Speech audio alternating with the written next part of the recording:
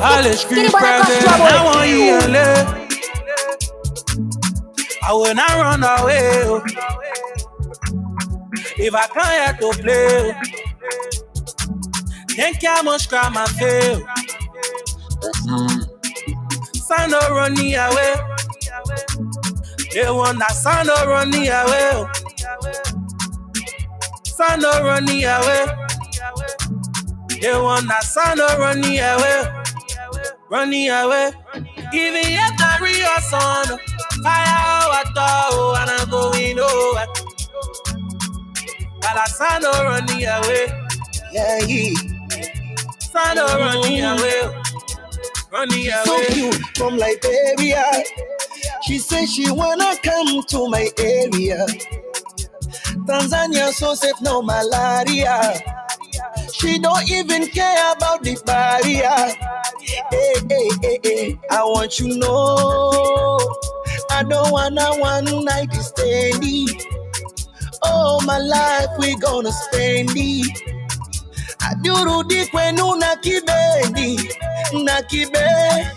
I want you to know I don't wanna one night stand it. Oh, my life we gonna spend it. Aduru kwenu nakibe. Now I want you and live. I will not run away. If I come here to play, think I must cry my fail. Son no running away. They want that son no running away. Son no running away. They want that son no running away. Running away. Even yet I real son. Fire water and I'm going over. But I son no running away. Son no running away.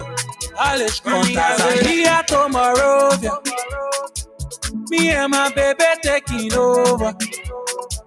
Forever young, we not getting older. We party, not getting sober. Sober. Oh baby, oh my sherry, you can drive me crazy, like you my baby, oh na na, yeah, oh na na. Your love in my heart and in my soul, baby, and I can't to go. I really to carry I low. I want you something I feeling cold. Oh yes. Oh man, it has been a beautiful day. Unapologetic making this round. I'm telling you, my people, we're gradually making our rounds on this social media space, and I'm telling you, people are actually impressed by what we're doing. And we will continue to set ourselves apart. And ladies and gentlemen, this is another episode of Unapologetic. And we use this time to make sure that you can share the links. Let our people know that Duke is live. And we're about to have a discussion tonight. And we want all of you to be part of it. So while you're following this, do us a favor. Go on your smartphones, your devices, and share our link. Bring more people on. Let our folks know that Duke is live. And yes, we're going to be bringing the heat tonight. I just want to let you know that, we always have technical difficulties. It's part of the game. So whenever we're live, we experience some kind of technical difficulty, please stay with us. We will always be here to fix this issue. I have fellows ladies in the back. Tonight is going to be heavy, my people. Yeah. Son no running away. They want that son no running away. Son no running away. They want that son no running away. Running away. Even yet I real son. Fire water and I'm going over. A special welcome to the man, Mr. London, Gabriel Carter. running away. Solomon C. She says she wanna come. We appreciate all of you, man. Tanzania so safe, no malaria. She don't eat. And I can tell you the fellows are excited for tonight. I am too. No. The Skinny Boy Panto. Oh, my life we gonna spend it. Adurudi kwenu nakibe. I want you know. I don't wanna one night stand it. Oh, my life we gonna spend it. Adurudi kwenu nakibe. Now I hear Liberian music I will not run away. is best. If I can't to play, I'm telling you, man, Skinny Boy Panto, think I must he's setting record breaking ankles with the debut of his new album. they want that You know, all of us are looking forward to the dawn of the new Liberia. son of running And away. so this is SOS, Son of the Soil, That son of by Skinny Boy Panto. running And the name of the song is No Run Your Way, featuring Harmonize. and I'm going over. While I son of running away. Son of running away. All is running away. Your good afternoon, good evening, my people. This is your guy, Duke Strider JJ. Getting older. And again, I want to welcome you to another session of Unapologetic. Sober. I'm telling you, it's not easy.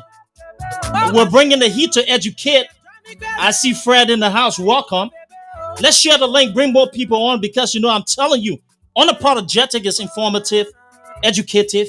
We know our stuff. We're going to be talking to our people. If you're just getting to work, we're on the new time, 7 o'clock Eastern Standard Time. And shout out to our people in Radio Land. I will not run away. And so we got a crew here tonight, and let me not waste time and begin the introduction. Son of running away. They want that son of running away. Son of running away. They want that son of running away. Running away.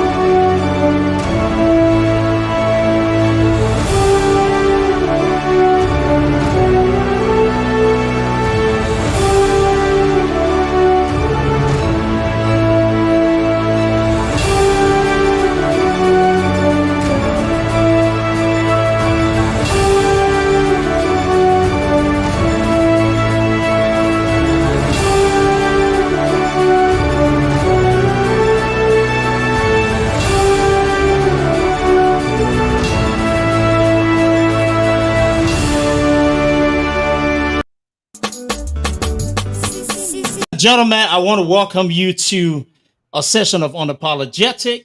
Again, my name is Duke, and I'm here with the fellows, and we're going to be bringing the heat tonight.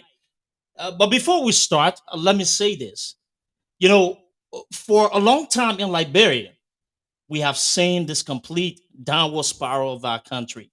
And it started in 1980 when Master Sergeant Samuel Doe took one of the first ever military rebellions in Liberia. From that day, things changed in our country. And since then, we continue to fight to reshape the narrative in Liberia. Tonight, I've brought a couple of people from my team to see how best we can dig a little bit further, talk about the issues, bring the facts, discuss all of those things, Liberia. I'm telling you, these guys, they know the stuff, and I know my stuff. We're gonna make sure that we're fair, balanced, but we're bringing everything necessary to educate our people. Fellows, welcome to Unapologetic. I see all of you guys looking relaxed today. Miata, how are you? Oh, I'm doing fine. How are you guys doing? We're doing wonderful. You're great, and thanks for being on tonight. I see Pete is smiling. Pete, what's up, man? Let's give the people some kind of something relaxing. How's it going, Pete? Man, everything's going good, man. It's always good to talk to you, talk to our people back home. See, you know, brilliant Liberians who care about Liberia, who puts Liberia first, who don't put their belly before the well-being of their people. So this is wonderful, and I'm so looking forward to this conversation. I can't wait. Always, Pete. Thank you, Gabriel. You look ready, my man. What's up? Yes, Duke. Thank you for having us. Thank you for having us. I think you said it, best. We are ready to bring truth to the conversation, and bring the facts to where facts need to be laid, and peel back the layer and go deep down into the things that are important to the country. So we Thank you. look forward to having a discussion. Thank you. And I see my man Emric is smiling. He looks ready with his glasses on. Emric, what's up? Yeah, and Peter just said, right? People who really care about the youth in Liberia, people who care about the young people, people that not focused on their bellies or having jobs in Liberia. These are the people that want to see real growth in Liberia. That's the reason why I can share the platform with you guys, because I already know you. I know what you all about. You really don't care about yourselves, but the young people, and to make sure Liberia prosper. Thank you, Embry. And listening to all of our viewers in I know what you all Radioland about. on You really social don't care media. about yourselves, Yes, but the we young are people, running the stream live in Liberia, and we want to tell all of our people thanks for listening. We appreciate all of you and all of our people on social media. Listen, if you're on the podcast tonight, do me a favor, share the link, bring more people on. We're talking sense tonight. It's all about logic, and trust me, you will be educated by the time you leave the platform here. So we got some good stuff here for you all tonight, and I just want to acknowledge a few of the followers, guys. I see Sis Miatas on. I see Azuri Zion. I know it's the first time for him. Emmanuel Jackson, shout out. The man Fred, I acknowledged earlier. I want to say thanks to all of you, and Mr. is actually joining us. I appreciate all of you and the time that you've taken to follow us on this podcast. Again, this podcast will not be successful if the viewers are not sharing the link. We appreciate you. Please continue to share for all our people following on YouTube. If you're following on the Unapologetic page, if you're following on my page, that's actually linked to Restream and other media outlets. Please continue to share the link for us as well. So, fellas, let's get into it. But before we jump into the topic, I really want to know how you guys feeling. I mean, overall, what does the energy feel like amongst everybody? I mean, this is Ladies first. So Miata. ladies fine. Yes, Miata, you first. For me, when it comes to Liberia, ANC, when it comes to Liberia, because we want a brand new Liberia. We want a Liberia where we will go and we would not be scared. Because I was in Liberia in December. And me, I'm a village girl. Better find it like Emily always laughing at me. My better find a business kid. I can't leave it.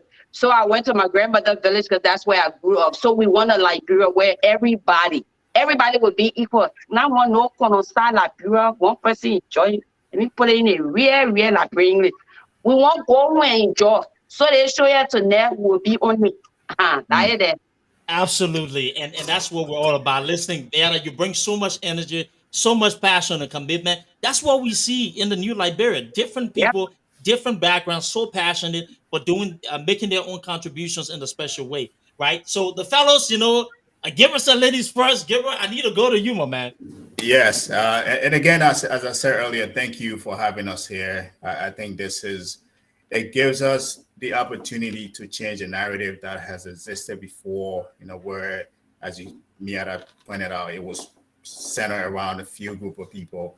We want to bring a narrative that is inclusive, that is equitable, and that is, that builds a country that is equitable and inclusive for everybody. So, as I said earlier, we're here to be more analytical peel back the facts, peel back the layers on the narrative that is being pushed out there, and talk about the important things that people in the country care about. So I am fired up and ready to go. Yeah. Fired up and ready to go. That defines me too. Peter, I don't think, I'll come back to you because I know you fired up. But Emric, what does the atmosphere feel like for you on a serious note? I mean, what do you feel, the energy? How do you feel right No, it's not different from what Miata and Gabriel just said. Simple. You see, people, they don't know what we went through during the Civil War. They don't know what we went through before the Civil War. They don't know what we are going through after the Civil War. The same air they breathe, the same feelings they have. It's the same thing we share. And that's the reason why some of us, we are fired up. And that's the reason why some of us, we are driven to make sure, because we understand how to build an economy. We understand how a country can move forward from being a deplorable country or terrible country to a prosperous country. We understand these things. Without the youth, Liberia cannot move, whether we like it or not. I think we're on the reverse. We have to empower the youth. I stand in place of the youth. I stand any day and bleed for the youth, that we have to make sure our youth, they are capacitated. They have the training, the education, and so, because when they have it, Liberia prospers. And that's why I'm here. Thank you. Thank you, Emric. Yep. And before I go to my man Peter, let me say this: technical problems, drawbacks are always part of live feeds. And so if you're following YouTube and any of the other places, Restream and all of the stuff that we're streaming through, and if you experience any kind of issue, just stick with us. We'll make sure we restore it as well. Pete, energy, man, how do you feel? Yeah, man. So this is I love this group. I love hearing what I just heard. I'm here for a couple of reasons, man. I'm here because I have what I call acquire empathy, right? So when you've lived it and you've not had before, and you know how people feel when you've been in a place where you didn't feel like you belonged, um, it just makes you, it puts you in the shoes of other people. So I have what is called acquire empathy, in that I came to a country that was not familiar to me, and had to start from scratch. Was not familiar to my family, and I've lived in their country, so I know how it is, how they look at us, and I know how they look at their country. So because of that, I look at my country and hold it near and dear. And I always say this: um, you get closer to Liberia. Those people who haven't left Liberia and who hasn't haven't left for a long time might think because you're out of Liberia, oh, you're not. You can be more Liberian. The more you stay out of Liberia, out of your home, the more Liberian you realize how much Liberian you are. Second Absolutely. thing, Mm. I'm here to speak truth to power, okay? To liars, to the 1847 politicians who serve us the same old nonsense over the years, who have lied to our people, who have manipulated. I'm here as a truth teller. I'm here to remove the veil of the lies and the conversational terrorists who shame people and disrespect people to try to get them to shut up, not to participate in this democracy. So I'm here to speak truth to power to those people and to kick them in the face and to tell them when they're lying, call them a liar. I'm not going to say you're telling tales. I'm going to call you a liar. I'm going to point out the lies. I'm going to explain to the people why what you're saying is manipulative, and this is the same old playbook, the same strategy you guys have used since 1847. So I'm here as a truth teller. I'm here as a Liberian kid who had nothing, who, because of everything that happened in Liberia, we got to be exposed to something new and now want better for our people. The same things that Absolutely. we experience here, the same opportunities we have, we want it for our young people, especially our women. Let me end on that. There is no nation that is built without its women. You elevate the women, you protect the children, your nation rises to the top. A country that rapes its women goes nowhere.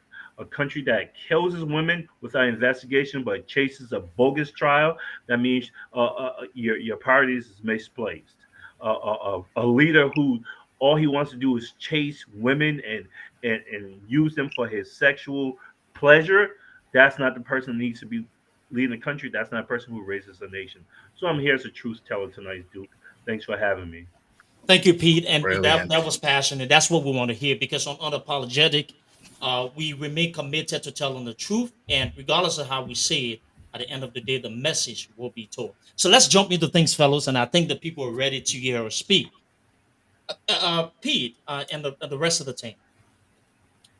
In April of 1980, something happened in Liberia. Mhm. We had, a coup, the takedown of the True Party. And I reference this because today I sat down and I thought a little bit, right? And I say there's a pattern here, but it is necessary for us to always reflect, go back to history to guide us into the future. And so I recall there was a military tribunal trial, and wherein kangaroo justice, everything that those who brought in the coup said, the belief were accurate. And so after that trial, and if you watch the trial, and those people who now see everything after everything that's happened will tell you that they do not believe that those who were accused got a fair share of the trial. But again, this was all military, and they got to do whatever needed to be done. But here's the part that I want to get to. From that trial, 13 Liberians were actually publicly executed on national TV. Mhm. And I say this to say because in the 21st century, we see offsprings of a military junta, individuals like the Benani Yuri who have actually been key partakers, warlords, and agents of destruction in the Republic of Liberia. And Mhm. saw remnants and offspring of those same people who brought in the stride to execute 13 Liberians doing something similar. Pete, I want you to take us forward into the current bogus trial brought forth by those are called political termites against Mr. Cummings. How did we get here? So great segue, Duke. And I love how you always use a background and connect the present to the past, right? So the question is, why was that coup in 1980? Why did it happen? Well, anyone that knows a little bit of a Liberian history, and I don't pretend to know a lot about our history, only because I left as a kid. But there's no excuse. But I know enough to know that there were people who felt like they were isolated. There were people who felt like they were not part of the government, whether it's right or wrong. There were people who felt like there were only a few people benefiting from the resources of the country. Okay. And with that mentality, we were able to sit there and murder a bunch of educated Liberian people on a beach. The blood, we all watched those blood spill. But the question is, why did it happen? And why did the conscience not bother us as a collective conscience, not bother us as a nation? Well, we felt it was justified. What did we see? Rampant corruption, nepotism. Okay. At the time, it wasn't really tribalism, but it was still tribalistic because people felt like those who were part of the Kunga tribe or clique were the ones who would benefit. Fast forward to Doe. He comes in from the tribe that I'm from. I'm a Crown man. And who was benefiting? If you look at that, people would tell you just Crown people was benefiting for a long time. Okay. And then Doe did what he did, and then which um, which brought us to what Ellen Johnson Sirleaf did. Okay, she brought in what she thought was a revolution. Okay, got rid of Doe because of the people he killed and because of people trying to kill him. Okay, so this murdering without no democratic process, people been voices been stagnated.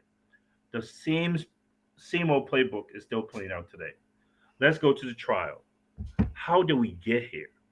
And if you just forgive me for a second, because a report just came out, I would like to go through that report quickly. Oh, If absolutely. you give me a That's what we're here. Yeah. yes. If you give me a couple minutes, I just want to chronicle what we learned from this report. because what we have been learning is from the people and the noisemakers and those that perpetuating this lies going on.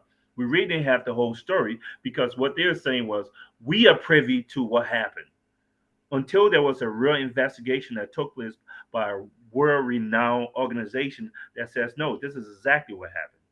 So, how did we get here and what did we learn from this report? Is what I quickly want to go through, right?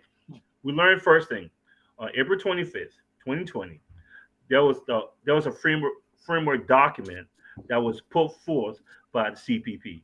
Okay, so this organization that we all came together create, mostly spearheaded by UP because they were in a position of power. So now you can negotiate from a position of power. So they gathering people up for clandestine reasons, but that's okay. They brought together the country, okay, and we all came on this one framework document that was put together on the 25th of April. Okay, April 25th, 2020, right? Okay. May 19th, that document was symbolically signed on Zoom. Huh. April 25th, document put forth. The 19th, it was brought to life by its signing on April 19th, on May 19th. That's important. Those dates are important. Okay. Leading up to the signing, though, there was some rumblings about things in the CPP document that some people didn't like, namely how you go about picking who serves in the CPP government. There was an outrage in the country about that. Who I serves? remember. Yeah, who serves and what status they have to have in CPP. That and some legalistic stuff was in here. So that document that was signed on the 19th was supposed to be a symbolic signing, knowing that it was going to go get amended. Okay, all right. On the morning of the 19th, Mr. Cummings, who was the chairperson at the time of CPP, made sure he reiterated that this signing is only going to be symbolic. I'm trying to break this down slowly, so please forgive me. So on the 19th, in that morning, this is all documented because they were communicating through WhatsApp, a WhatsApp group. Okay, on the 19th, there was some content things that need to be changed. There was some formatting things that need to be changed. There was some legal things that need to be changed. Because of that, the CPP created a group called the Legal Advisory Group. This group was going to look at this document and say, well, you guys should change that. We recommend you change that wording, change this legalistic term, do this, do that, right? So this legal advisory group was put together to look at the document. Okay. After they did that, there were a lot of things changed in the document. Okay. So the document was signed in 19 symbolically, the first document. That document was in color. Everyone signed it wherever they were, they signed it symbolically, right? So there was no one document on that day because people were in different places. Okay, this group comes together and makes formatting changes, legalistic changes, and submits it back to the chairperson at the time, Mr. Cummings. Okay, all right. This legal advisory group submitted a copy to Mr. Cummings. Um, they did that in June 2020. On June 25th, okay, the National Advisory Group Council, um, Cummings took that document that was given to him on June 25th and gave to the National Advisory Council of the CPP. So, who's in this group? Party leaders, party chairpersons, the people in the caucus, the party caucus, all the leaders of the party is in this group. He shares that document with them. Okay. He says these are the, I think there were 10 amendments. These are things that were suggested. Do you guys have any more recommendations? Let's talk about it. And he shares that. This is also documented. Okay. All right. On June 21st. So that was the 25th, right? So we moved to July 1st. Okay. So he asked for feedback after the advisory group gives it to him. Okay. July 1st. Um, the group meets on July 1st. They review the framework document. All the feedback was gathered, and they were going to put together, come up with a new third document now. Okay, all right, new version of that document. All this is in WhatsApp group, in a WhatsApp group. July 9th, Cummings again because this document is going to be submitted on the 14th. July 9th, there was a meeting held on the 1st. There's now a meeting held, according to this report, on the 9th, where Cummings says, "We this is time sensitive. You guys need to give your recommendations of here are the things." He again shares whatever he has left. Okay, okay. No one had an issue. On July 14th, Cummings submits the document to NEC. Okay. Now, mind you, there was no one document before. The Mhm. original document has now been amended a few times over. Okay. Right. A year go by. August 18, 2020. Benny Yuri pretends the clause that he put into Cummings, and we'll get to how we know Benny Yuri is the one who inserted the exit clause. He pretends as if it was Mariah who alerted him of the clause when Mariah was speaking how UP cannot even leave the CPP or ANC cannot leave because there's a clause in there because Mariah is a real lawyer. Okay, so she actually reads, unlike Joseph Boycott, who doesn't read anything. Okay, that's part of why he wasn't part of a lot of the flow because these are words and he's not interested in reading words, especially things that doesn't affect putting money in his pocket. So to him, it was trivial. So he read none of it. He said it was too much work. Okay, part of the reason why we signed so many bogus um, concession agreement when that man was the president of the Senate. He's disinterested in the details that you need to have to run a country. Those are facts. Okay, August 18th. Benny Nayura writes a letter to CPP saying, "Oh, we just saw the there's a thing in the document that was clandestinely inserted in the document. Okay, some people in the higher ups in CPP must have inserted that, knowing he did it. Okay, so now they make up another council.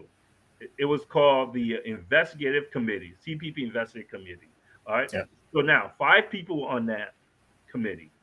Momo from LP, Augustine Fredericks from LP, Cole Bungaloo from UP, Muhammad Ali with I don't know what investigative training he has. Okay, he got so much investigative training, but he always has there is no zero. there But is he no always has some unapologetic situation. without Peter taking his dingers. But go ahead, Pete. No, I have Let's to. go. He This always is, by gets the way, something we're gonna in go into situations he this. can't handle. But he's a great investigator. That's the guy investigating the whole CPP. All right. So Can you Muhammad Ali imagine? and Colonel Yasa Boykai. Now I'm probably butchering his name from the ANC, but he declined to participate in this nonsense, this ruse that they had going. Right? He says this is not even how it's supposed to go down. So it was on the Momo, Augustine, Kobangaloo, Mo Ali. Those four supposed to head an investigation. Never investigated nothing, not even a chicken running across the road. They never investigated, but now they're chief investigators. Okay? All right. Now, the investigation relied on two things. Okay. I'm wrapping up, Duke. Just give me a second. Yeah. It Yeah. relied on Go ahead. two core things, right? There Mhm. was procedural lapses in the submission, and there was change in the context, right? So that means um, there were things that were done when Cummings was supposed to submit this document that he didn't follow the procedures, right? And they claimed that Cummings altered the context of that document. Okay, all right. So for the procedural lapses, here's what they're saying. They said that all the CPP members in the hierarchy didn't have an opportunity to review the document before it was submitted, which is a bold-faced lie because there are conversations, text messages of them Hmm. talking about specific things in the document, how they either liked it or disliked it. So that threw that right out the window. Okay, so the and they said that the procedure, another procedure thing was since there was procedure lapses in there, therefore the first CPP document that we talked about, okay, um, on May 19th had to be binding. The reason why they wanted to go back to that's very, very important, Duke. The reason why they wanted to go back to the May 19th framework document is because that document did not have the exit clause in it yet because the lawyers hadn't gotten it yet. So they wanted to go back to it so they can exit knowing that they were about to lose in the primary with Mr. Cummings, right? So this investigation finds no, you can't. That's not true. It's not binding because the Article 13 in your Constitution says the only time this Constitution become binding is if every political leader signs it and is submitted to the NEC. Yeah. Since because it was not submitted to the NEC, it's not yet binding. Not only a procedure, regardless if it's a procedure issues, which there weren't, but even without that, because it hadn't been submitted to the NEC yet, it's not binding. Right? That's the Mhm. first thing. Marley and them totally missed that part because they cannot read and comprehend. Okay. Um, the second thing, they said people didn't review, they didn't view that, and they didn't review those things. Okay, I'm almost done, Duke. Um, so here's what I want to close on as saying there are a bunch of other things I wanted to touch on, but here's we're, one I we're, want to close on. we're definitely going to come back to the point there because it's important that we set the premise for the conversation going forward, right? Yeah, And so, in terms of historical context, there are always people who are confused about what really happened, what transpired, and it's good to have, I call it a moment of flashback, so that people can bring along. So, Peter, go ahead, and then we will go around shortly. yeah. So let me close on this though. Here's what they found in the end of everything, right? Because this is kind of painstaking too. Um, Mr. Cummings did share the document with them, with everyone. He has evidence of that. There was no procedure stuff that was wrong with the framework document. They're now trying to back out the contract that they signed. Duke, here's where we start. This is emblematic of the same thing they have always done. They do not respect the rule of law. This is how they kill people.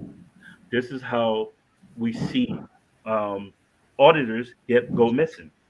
This is how we see people who are in government who have secrets on the laptop um, get missing.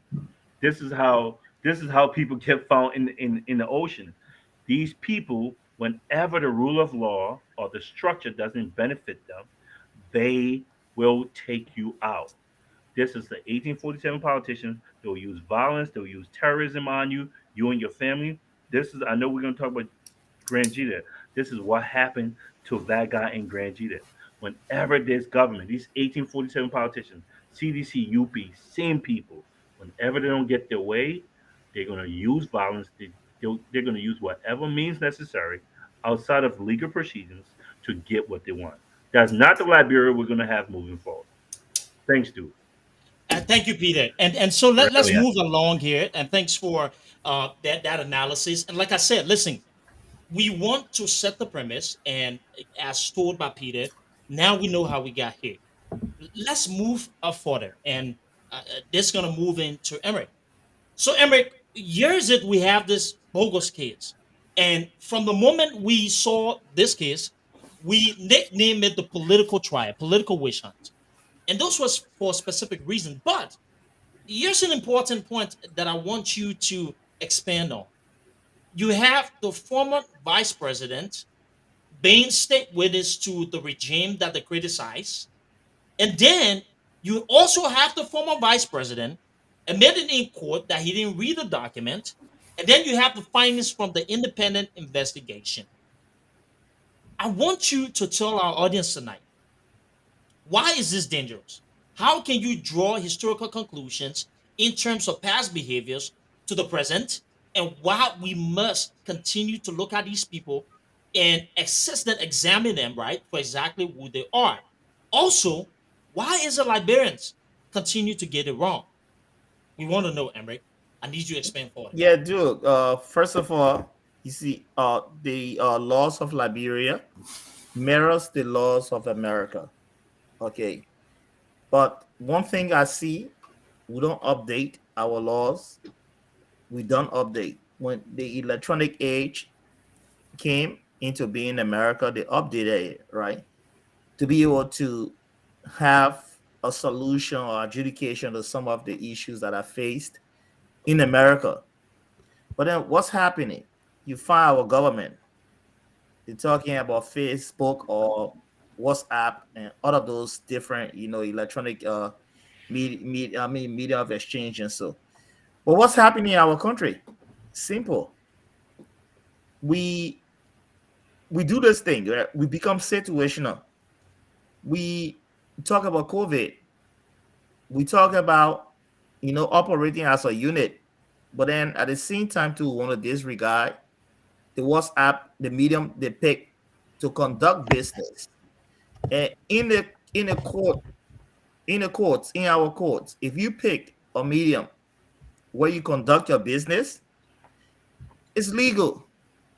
And we see it. WhatsApp is a legal medium of exchange in this country. Corporations are using it. Yeah. Yes, so many businesses are using it. Using it. So when I see Liberians are talking about what serious person will go and use WhatsApp, then I said, oh, one guy, Cyrus, Singbe also, he with JMB as an advisor within his entourage.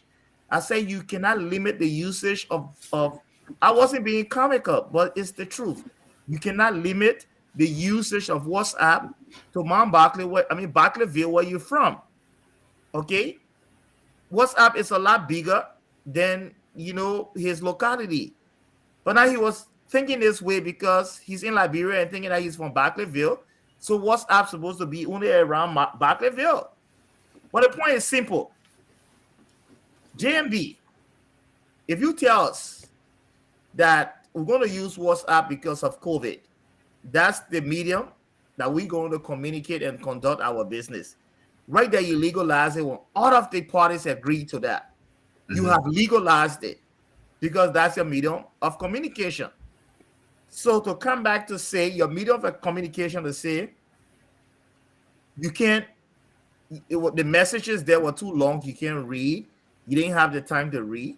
It shows that you don't care about the pertinent issues of Liberia, the important issues of Liberia. So you know what, when JMB said that, I went back to think and said, wow, now I understand why the 66 concession deals and so we're back. I'm not saying in totality it was his fault. I'm not saying that. What I'm saying is he came from a party that was in charge of the governance of the state. For me, when you hold such position, you should be able to influence people in the Senate. You should be able to influence people to say, this is our party. This is our time. We are here for longevity. If we get the people good results, there's a greater chance that any of us can be elected or can repeat the ascendancy of the party. That's how a visionary thinks. When you have vision, it's not now. It's like longevity. 10 years from now, 20 years from now, 100 years from now. If you're doing good, the people will always want you to be there. No matter who is going to come against you, they will always want to, because you are result oriented. So my issue with JMB is this. They say, oh, you are just president of the Senate. The president of the Senate, you have greater influence to sit and be able to talk to people, especially at that time. UP was in majority in the Senate. And you're the vice president of the country. And at the same time, you're the president of the Senate. You still have a role to play. But if people ignore you, it shows that you did not have the authority and influence. And sometimes, too, it comes from past record. And so if you have never been influential in your life, you have never been a leader in your life, there's no way going forward you're gonna just wake up in the morning and be a leader. Because these things come as you go on, as you move on. So, dude, it's a long way. We have a long discussion, and I don't want to jack up this whole conversation because we're going to go into the details of how we're going to look at JMB, to look at his leadership style, what he's done for Liberia and those things, and scrutinize it objectively. So thank you.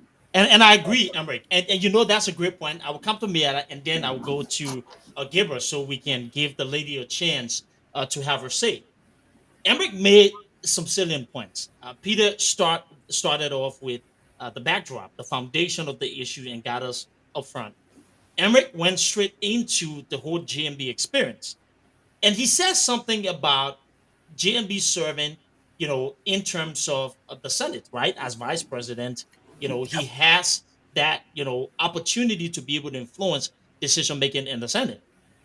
Something interesting when we talk about those deals that were passed during. Matter of fact, JMB led the Senate during the time Alex Tyler was Speaker of the House. And you know who Alex Tyler is? He's one of the most corrupt figure of the Unity Party regime. Ellis Tyler is like the poster boy of corruption. Today, if you ask Liberians about their memory of corruption during that time, they will tell you that number one, Alex Tyler, it happened under the watchful eyes of the vice president. Now, let me say this here, and I will get to Miata. There was a situation wherein the former vice president, Joel Howard Taylor, the current vice president, Joel Howard Taylor, who was also in the Senate, and then Alex Tyler, they were linked to a shaded deal in Bone County, wherein that particular deal passed through the Senate. It was approved, ratified, proved why under the watchful eyes of the former vice president. And when that news broke of corruption and that the vice president, Alex Tyler and now the current vice president were tied to it, it was one of the ticking time, the bombshell of the Unity Party regime. It strikes a chord, and it feeds into Peter's narrative of 1847 politicians that there is a pattern wherein people do not read the contents of those documents, those things that are being passed in our legislative body. They sign off and have these deals go through, and then we run into the issue of corruption. How can we change Liberia if people who are taxed with something so common as public officials paid by the tax-paying Liberian people to look up for them, to make sure that deals are passing through that in the interest of the Liberian people to create jobs, and they're not paying attention? Does it ring a bell? Because now we're facing the issue in the CPP. Because finally, before I switch to Miata, you say you can read document, but you acknowledge in the chat room when Mr. Cummings commented. You say that, WhatsApp messaging is not the way to communicate. Well, if you're talking about moving a country forward and changing things in Liberia, we are in an era of globalization wherein every country is connected. What does that mean? In America and other parts of the world today, people are using Zoom, they're using Teams chat, they're using WhatsApp Business, and even the regular WhatsApp to communicate. If the vice president does not have people around him who can teach him these things or actually help aid, right, in terms of making sure that these reports and these documentation are being followed, what does that tell you? In addition, there's a reason why this evidence was omitted in court. They extracted the WhatsApp conversation. Let me tell you why it was key before I move to Miata. The relevant messages are missing from the prosecution's copy of the NAT WhatsApp chat room. Intentional removal.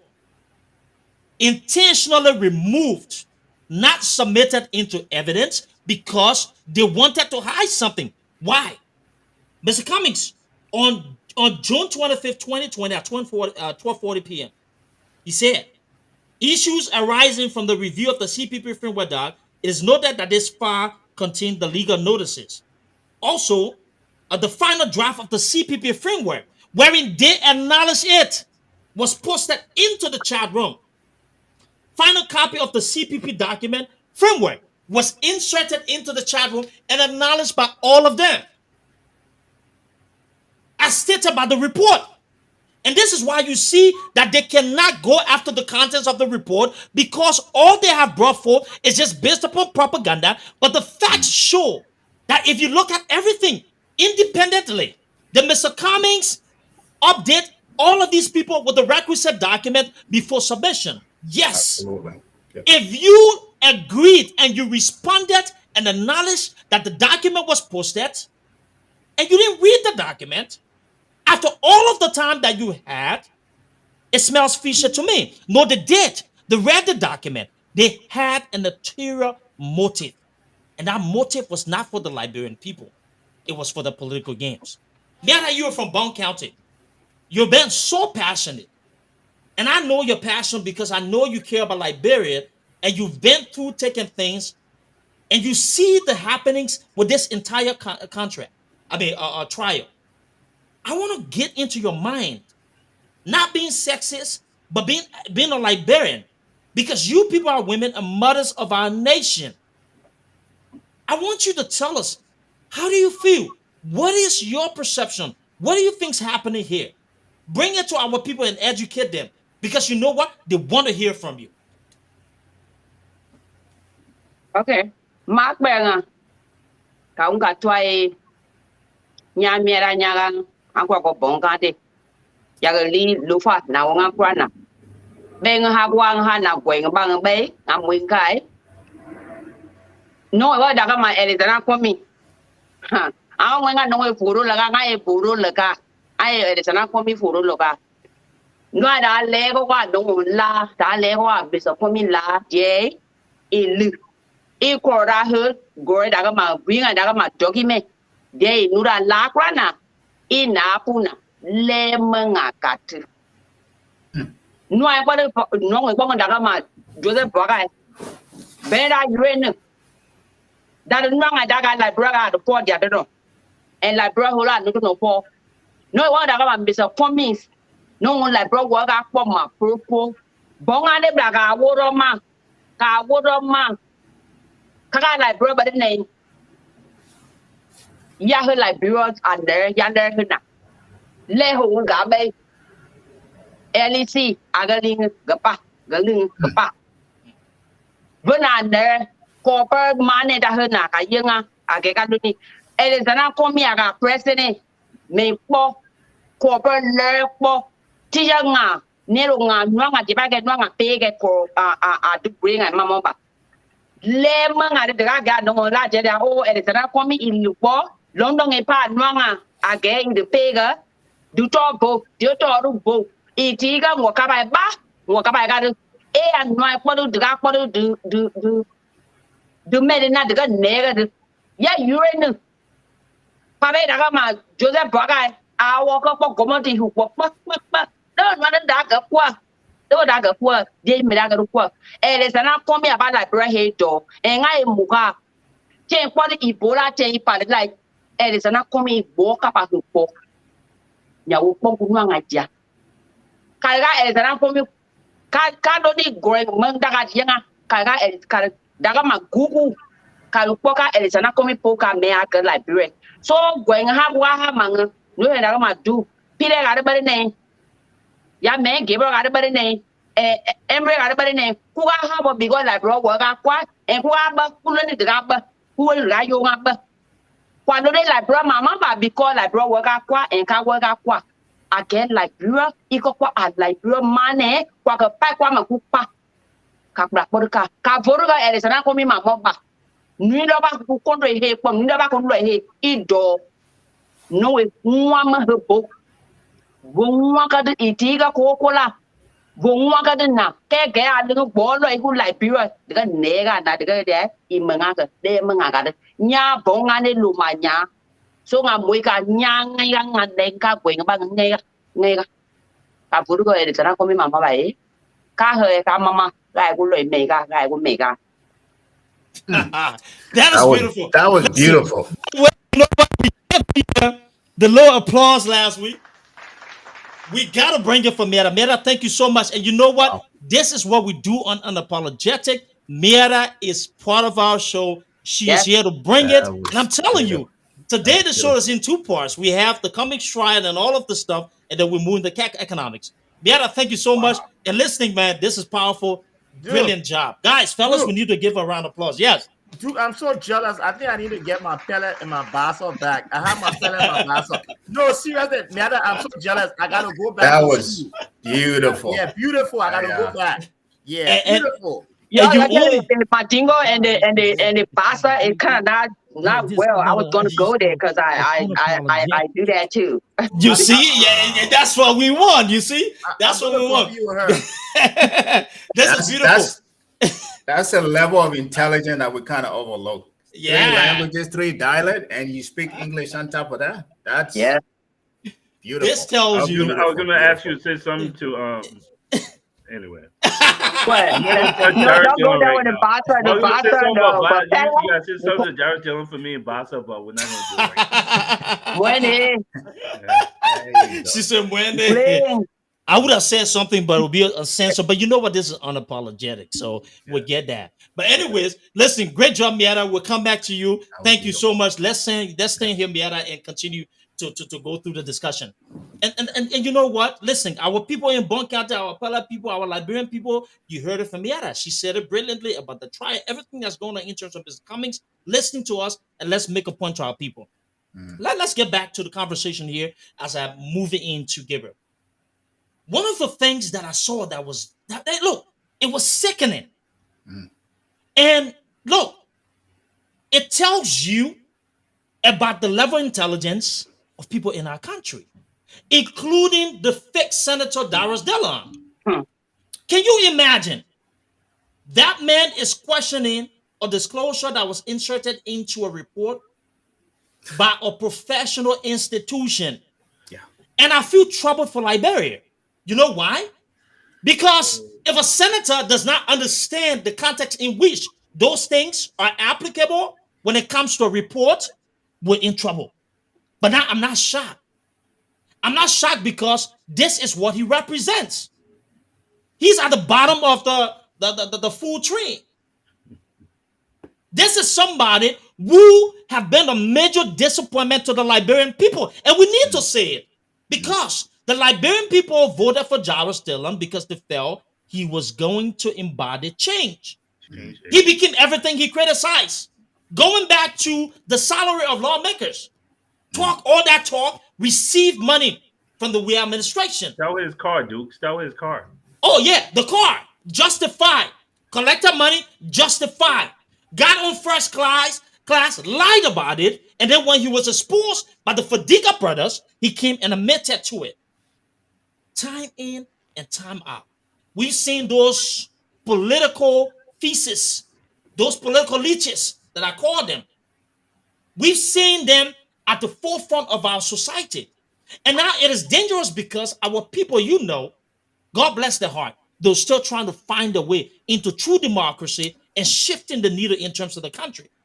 But they get to plant the poison, and that's what we must speak. Yeah.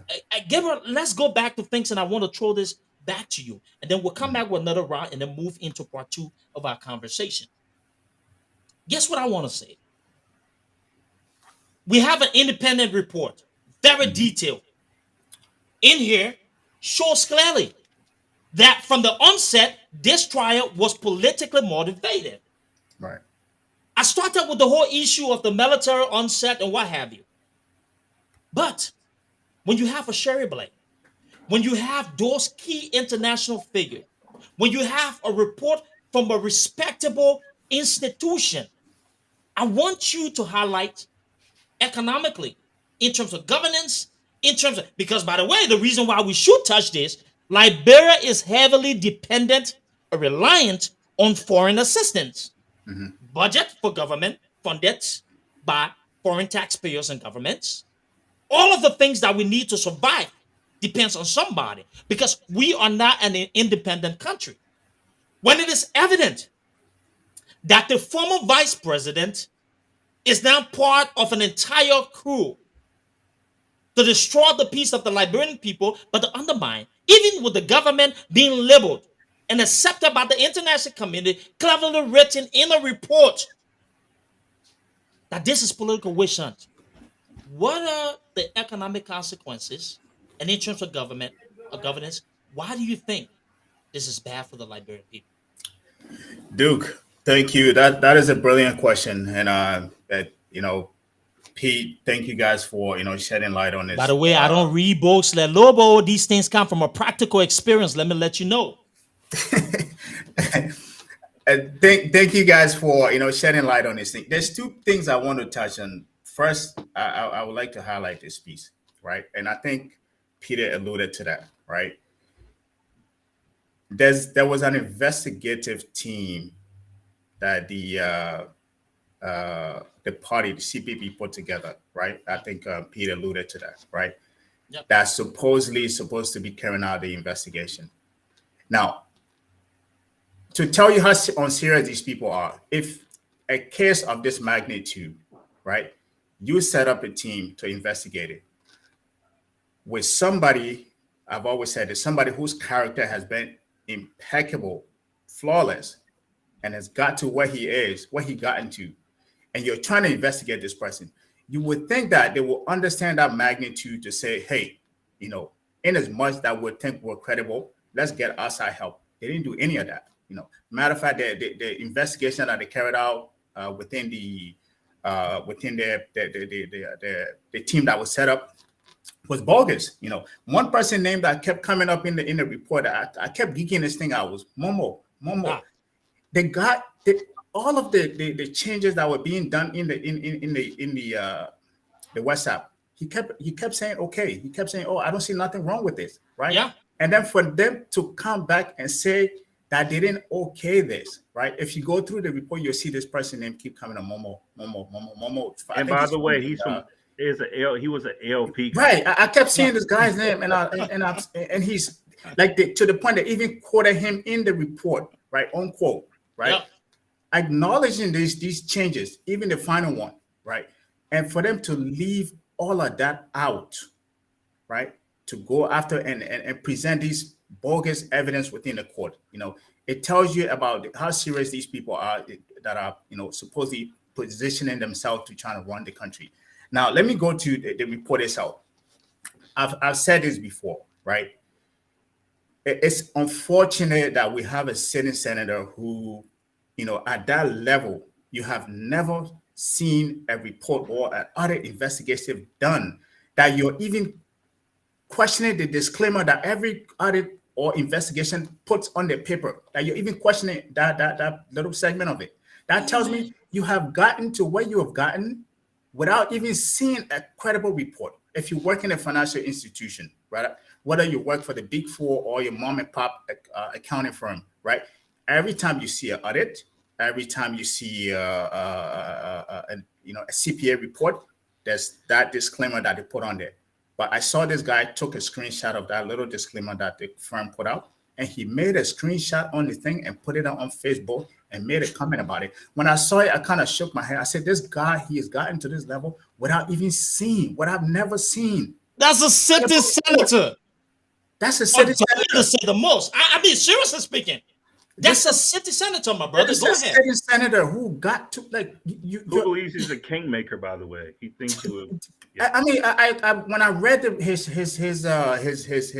post, you know, all I did was shook my head, and then I started reading into it. I said, okay, this tells me that this guy has gotten to where he's gotten without even coming across any credible report or audit or whatsoever. He has not had a real job, and people are buying into that. You know, so this is the kind of question. This is the kind of a magnitude of how bogus this thing is, right? Imagine people like that leading an investigation. Yeah. Imagine you presenting a document to somebody like that and saying they should read it, right? Mm. To the point he cannot even comprehend the disclaimer on which is 2 paragraphs, probably 1 paragraph, right? That's the kind of people we're dealing with within this country. That's the kind of people that Mr. Cummings is going towards. These are the kind of people that that are supposedly in charge of the Liberian people, in charge of making decisions on Liberian people, right? Imagine. And he's not the only person. I'm part of certain chart group. Some people were doing the same thing too. Part of people, I mean, people within the United Party questioning the report. People that are credible, like when you see them from the surface, you will say, hey, this person is intelligent, you know, from just looking at you. But then you peel back layer, you realize this person is just shallow, questioning a credible report. One thing I kept pointing out to them is this, right? It wasn't one firm. It was 2 firms, right? Uh-huh. One was actually from a legal standpoint. The other one was actually from a forensic standpoint. Forensic, right? Yeah. So you can make the argument to say, oh, this is just a forensic audit that was being done. No, they even brought a legal team as well to look at it from both cases. Yet you have the audacity, you know, to come and question a report that was put out like that. You know, that's something they should have done. That is something they should have done. And it scares me that we have these kind of people even making decisions for Liberian people. It really does scare me. That's the reason why I even come. I lend my voice to the discussion here. Pay like, it forward. Myself, Peter, Miata, Emmerich. I think Peter alluded to this, right? We're well off enough to sit back here, retire, live a good life, right? Oh, yeah. But at the end of the day, I think as Pete said, we're Liberian first, right? We are Liberian first. The country we see how development is. We want to go back and see that our country compete at a very level, at least on a regional level, and then we put ourselves on a global scale to compete on a global scale. That's the reason why some of us sit over here and talk about these things. But it is unfortunate to see what is happening, and it's unfortunate to see the characters that are in it, like people like Mo Ali. You know, when I go through the report, I'm reading these people's name.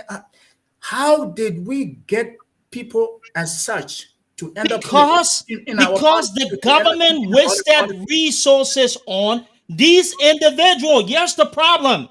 How did we spent millions, right? Gabriel, we spent millions on sending some of these guys to institutions globally.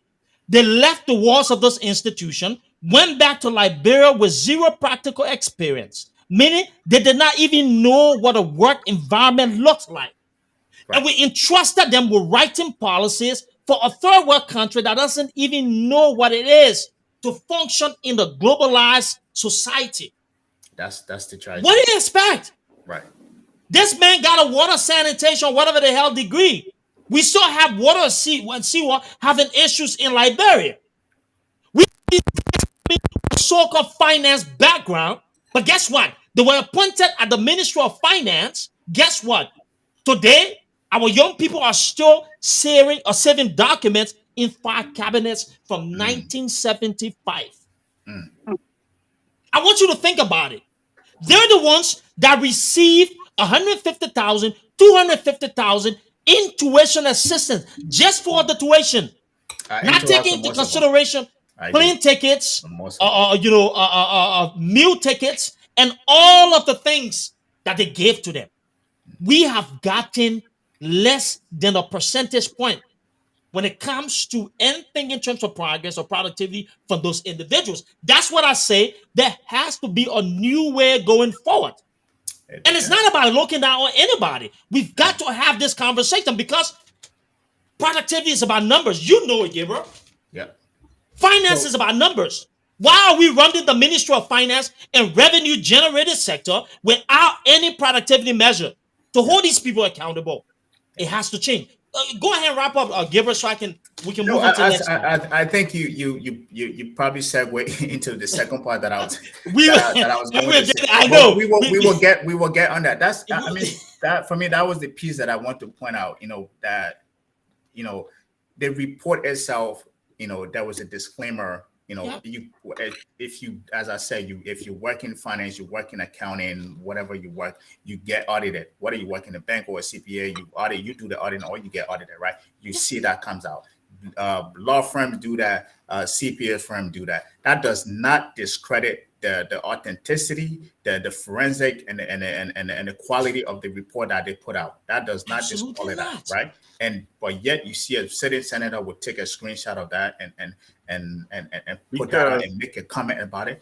That was a part that baffles me, and that it speaks to the grand scheme of our body of politics and the people that sit at the helm of it, and how we need to take those three-legged stool, take the legs from under the stool and bring everything crashing to the ground and let's build something new.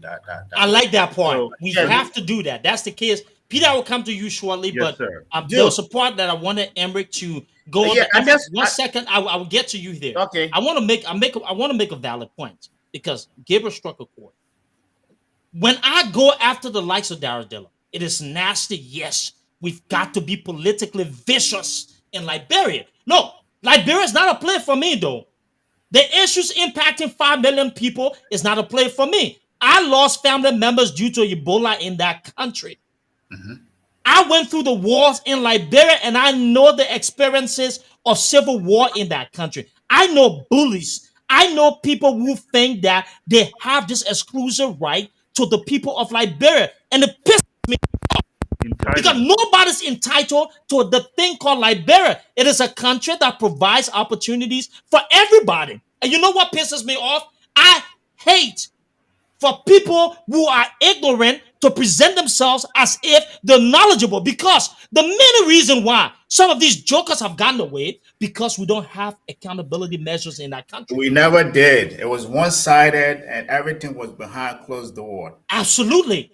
Right. Because in the real environment, people who claim to be so-called educated or knowledgeable will not survive if they're not producing. We have created a culture wherein we're not holding these jokers accountable. So the only place the express or so-called expert opinion applies is on Facebook in a bogus writer.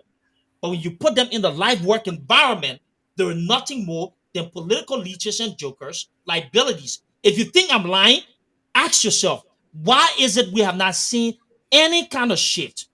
And I don't want you to generalize it. I want you to tag individuals and tell me the last time you were appointed to a government position, what did you do to change it? If you think I'm lying, walk up to the Ministry of Finance, walk up to Water and Sewer, the Liberian Electricity Corporation, go to different segments of government, and let's see how have these guys shifted. Those people cannot be the ones deciding how we change the country. I'm going to move on to Emre because there's a major point that he has to make. Emre, I'll go back to Peter, and then we'll move into segment 2. Emre, go ahead.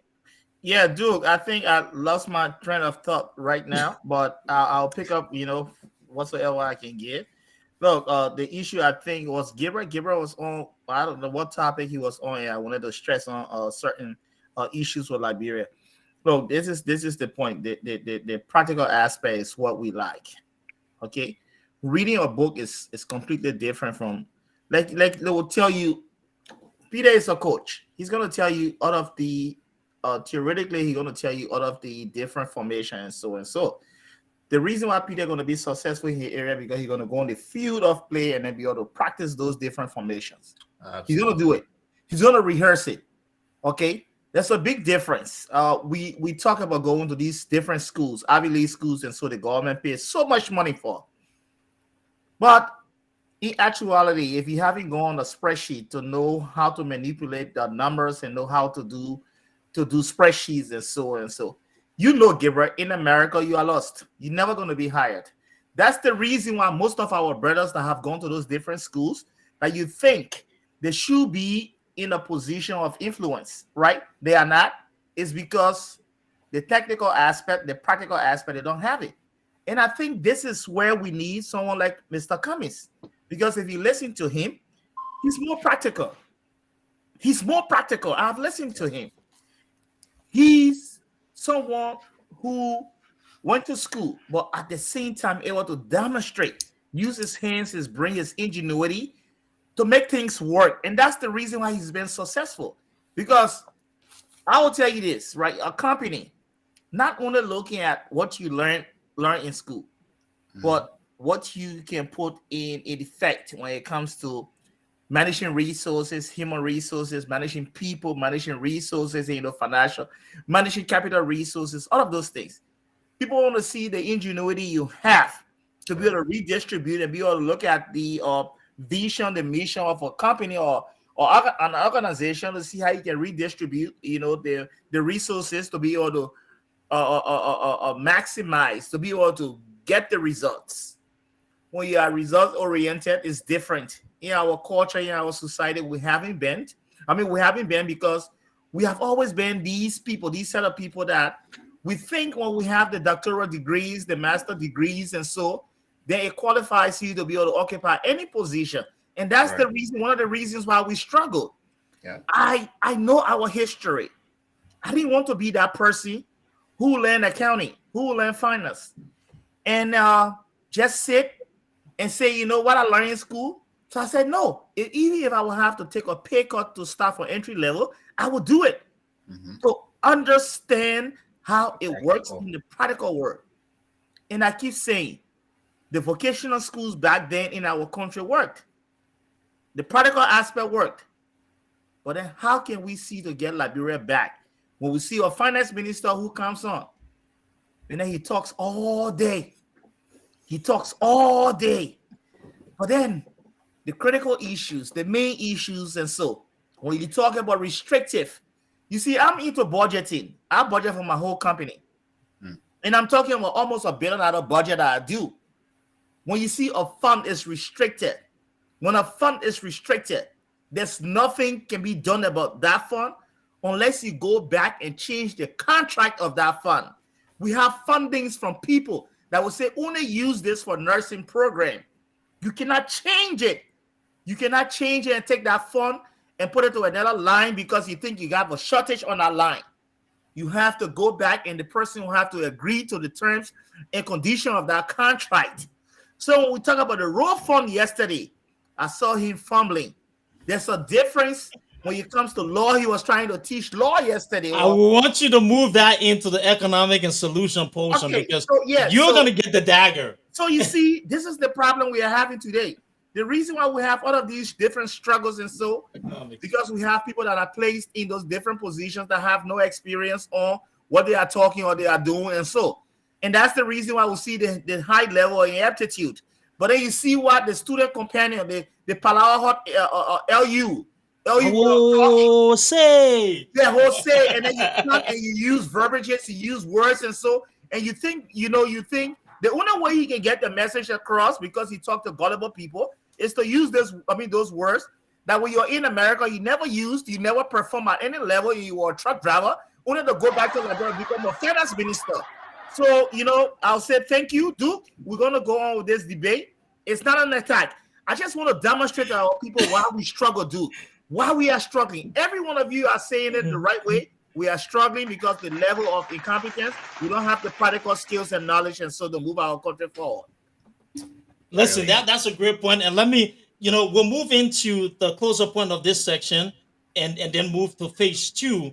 But I'd like to go back to Peter. Peter, by the way, listen, let me tell you guys, Unapologetic is here because we come in with a different spin in terms of discussing the issue. And if you're following tonight, I know you enjoyed the show. You like the conversation, and you have not seen anything like this because you know what? These people know how to discuss the issue, and we're bringing the life to you. For all of our people following Radio Land, I want to say thanks for following us. A shout out to our people on social media, on Facebook. Continue to share the link. Please, please, please, let's do this to be able to educate our people. Peter, I'm going to bring you quickly to close up this point before we move into phase 2 of our conversation. We're here now. We've discussed all of these issues, and we've seen, where we're heading. International forensic reports out, brilliantly laid out. Take your time if you have not read this. Do me a favor. It is simple, very easy to read, very detailed. It is evidence-based. Don't listen to people who only just know how to use rhetorics. Read for yourself because they simplified it to the point where you don't even need to second guess anything because the evidence are showing. And like Gabriel said, right, there are two parts to it, right? There are people from the legal standpoint, forensic side, right? And then you have the other company there. So they're brought in everything in terms of the facts and lay it out based upon professionalism, not based upon the Bugafe senator that you hear or all the other people who sit on radio all day running the Marvel. These are people who have a documented history of excellence. And those are the people you want to listen to. Peter, I want to go back to you. So we're here now. We see all of this happening. I want you to go for the dagger. I'm saying that Darius Dillon's gone on an assault campaign. He has no more facts. He's hurt because he's reeling apart. His base in the diaspora is shrinking. People are saying that's the fraudulent character he is. He lied to the Liberian people. He's no longer the light. He's shot a light. He's trash, right? He accepted George Weah money. He is partly responsible, if not wholly responsible, for the problems we see because all of them accepted bribe from George Weah to undermine the opposition. I want you to take us home on this segment. Why are these people dangerous? Why must Liberian rise up? What do you see that tells us all of us need to step to the plate and make sure not only we're holding them accountable, but we need to tell them enough is enough. We need to take our country back, and we need to take it because we have people who can do the job. So, again, thanks for coming to me. I want to start by saying Mo Ali did have a scholarship. My question is, how was Mo Ali selected?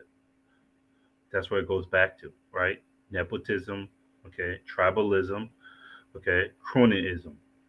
Um, Darius Dillon, I asked before, if he was not hustling government, what would that man be doing for a living? Look at all the people who are trying to be part of government. Look at them. Um, what's Joe Boycott's expertise? If he was not in Liberian government, what is his expertise? How is he feeding his family? How is he feeding himself? What does he bring to the table? You're either a liability to the country or you're an asset. How is he an asset to the country? Without Joseph Boycott in our body of politics, what are we losing? What is he bringing to our women? When has he spoken on those issues? What's his passion? Look at George Weah. Now I'll come back to your point, Duke. Look at George Weah when he went and took our money and bought a private jet that I wish crashes soon. Okay. Why did he get the jet? What was his excuse? What was his excuse? You know what he said? Oh, my man, it'll make my morale. Like, how much your self-esteem, how low is it that you think having a private jet or having a car or having name brand clothing, not lifting the lives of people, that makes you raises your morale? Shouldn't you watching the kids from where you're from, since you come from the slums just like we did, shouldn't that raise your morale? When you see our infant mortality rate drop, shouldn't that raise your morale? Not my man. A few months ago, the guy taking pictures and come outside, he look at his shoe. Look at Henry Costa. I don't know who's cutting that man's head with a butter knife. Every time he gets a fake, he takes a picture There is of no it. episode without the special Peter Dinger. But think about it. These are the people who want to run our country, right? It's other morale. Look at me. It's no substance. That's the problem. That's how we got here. It's all tricks. It's all foolery. Like Emmerich just said. Did you hear your finance minister talk? Someone asked him for the job numbers, and he said that one part we had to go back and then recast, and then He's I a had to put puppet. them in the like. What are you Tabitha? I want to slap him. Like, what are you talking about?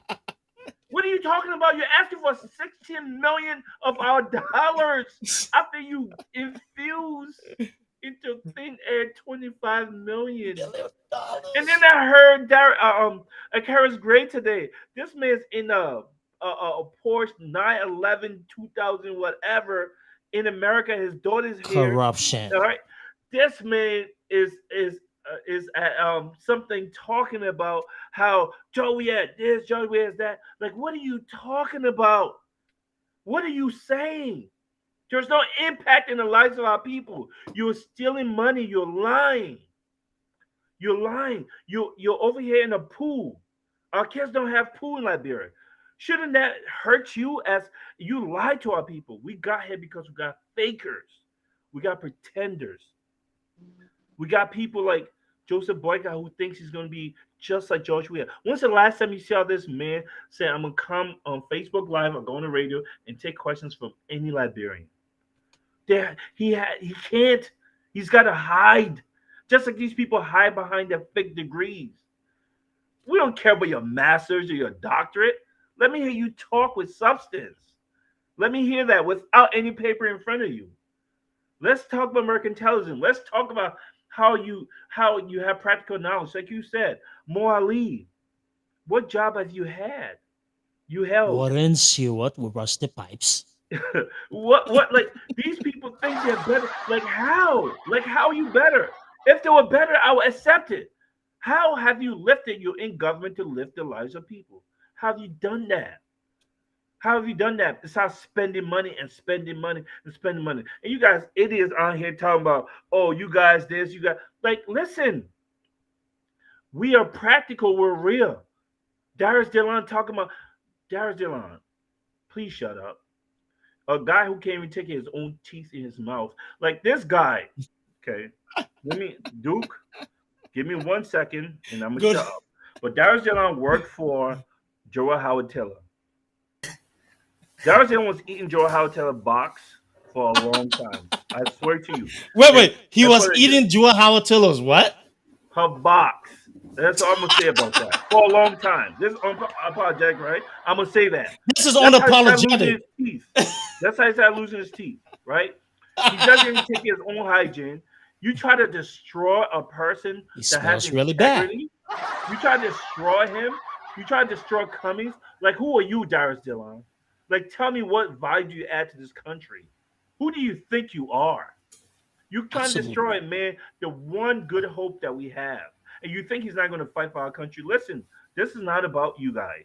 It's about our families. That's what we're fighting for. You don't own Liberia. The reason you elected Darius Dillon because you ran before, you got destroyed with your rotten teeth. You got destroyed.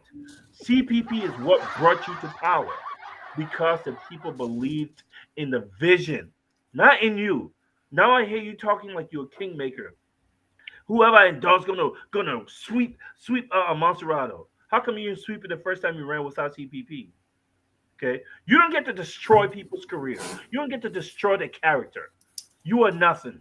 You can't put a candle to that man or anybody who stands for the man. This is not about Cummings. It's about integrity. It's about bullying, and we're not going to stand up. We're going to stand up to bullies because you're not going to bully good people and kill the conversation by talking about things you do not know about. We will fight you. If you want to go low, guess what? We're going to go lower. Some of us will go high. I ain't one of them. I'm a mud fighter. Let's move forward. Fire for fire. Listening, gentlemen, listening. As you know, on unapologetic, we're unfiltered. We want our people to bring it as it is. So here's the trick. Our show runs on two parts. The first part will focus on the current issues. We'll go on the all-out attack. But I know a lot of you say, let's talk about Cummings. And that's what the second part is about. We're going to dig a little bit deeper into Mr. Cummings' 100 days plan, economics, and all of those things. You don't want to miss it. Meanwhile, I want to leave you with this. This is from Sherry Blair. It is actually in the report, and I hope you read it. Sorry, my lights are not on here. It's dark because I like the team, but I'm going to try to read here, right? And she said, and I'm quoting her, our investigation has shown that the original complaints against Mr. Cummings and the CPP's so-called investigative report investigation are hopeless. The evidence simply does not stack up. The entire affair is at best a wild goose chase and at worst a witch hunt. I have no doubt the Liberian courts will see that justice is done. This is from an outsider, somebody who sees this case for exactly how we've labeled it. And she's not talking because she's done her research. She has looked at the facts, reviewed the evidences from all sections using the court documents. And those experts with years of experience, decades, they are respected. Those are people that major governments, corporations, institutions bring to be able to bring some sort of truth, independence to investigation. This woman is telling you that is baseless. The case should not have gone forth in terms of trial. And there's a recurring theme that this is politically motivated. Sherry Blair is the wife of the former British Prime Minister Tony Blair. You will play in global politics. And when these people start laying the foundations, we're in for trouble. The we administration needs to understand that this political trial against Mr. Cummings will have to be brought to a halt.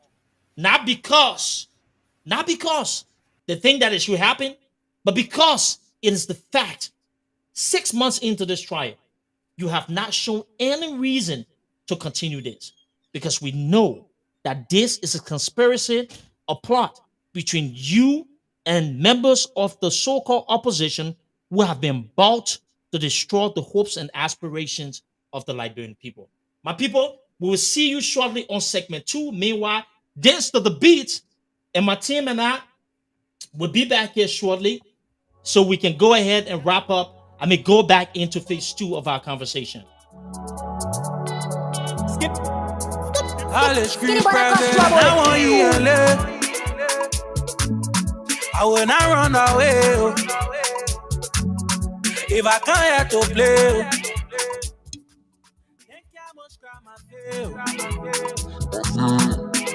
Son of running away. They want that son of running away. Son of running away. They want that son of running away. Running away. Even yet the real son. Fire water and I'm going over. But I son of running away. Yeah, Son of running away. Running away. so cute from Liberia. She says she wanna come to my area. Tanzania so safe, no malaria. She don't even care about the barrier. Hey, hey, hey, hey, I want you know. I don't wanna one night stand it.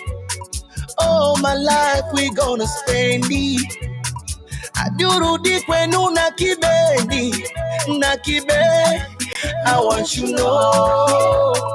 I don't wanna one night stand it. Oh, my life we gonna spend it. Aduru di kwenu nakibe. Now I want I will not run away. If I can't have to play, think how much son of running away. They want that son of running away. Son of Emric, I'll go back.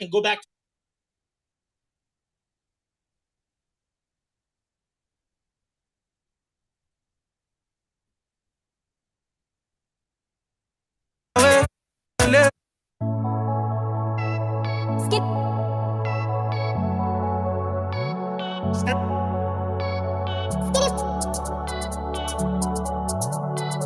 Skip. All the street private. I want you to live. I will not run away. If I can't have to play, think how much crime I feel. Son of running away. They want that son of running away. Son of running away.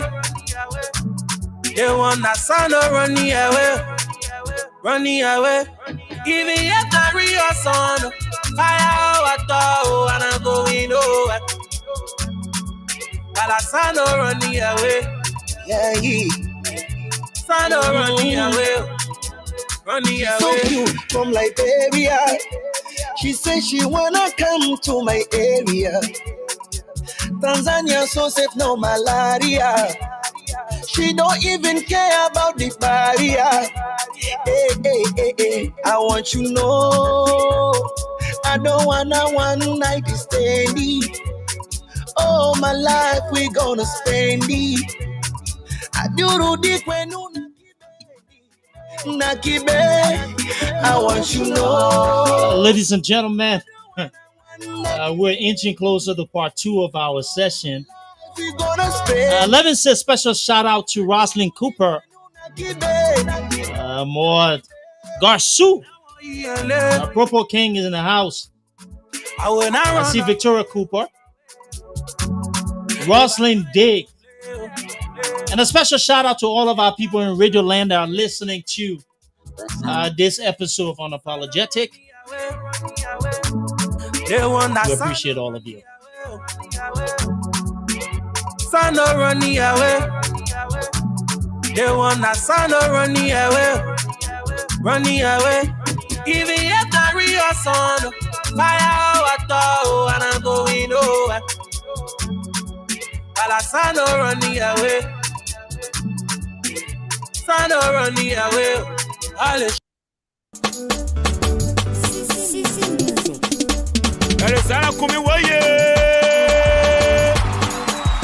Straight up. This is what science L-I-B-U. They will like it. The system party, my people, the system shaking. We want to the teaching, but they not one listening. The system party, my people, the system shaking. We want to the teaching, but they not one listening.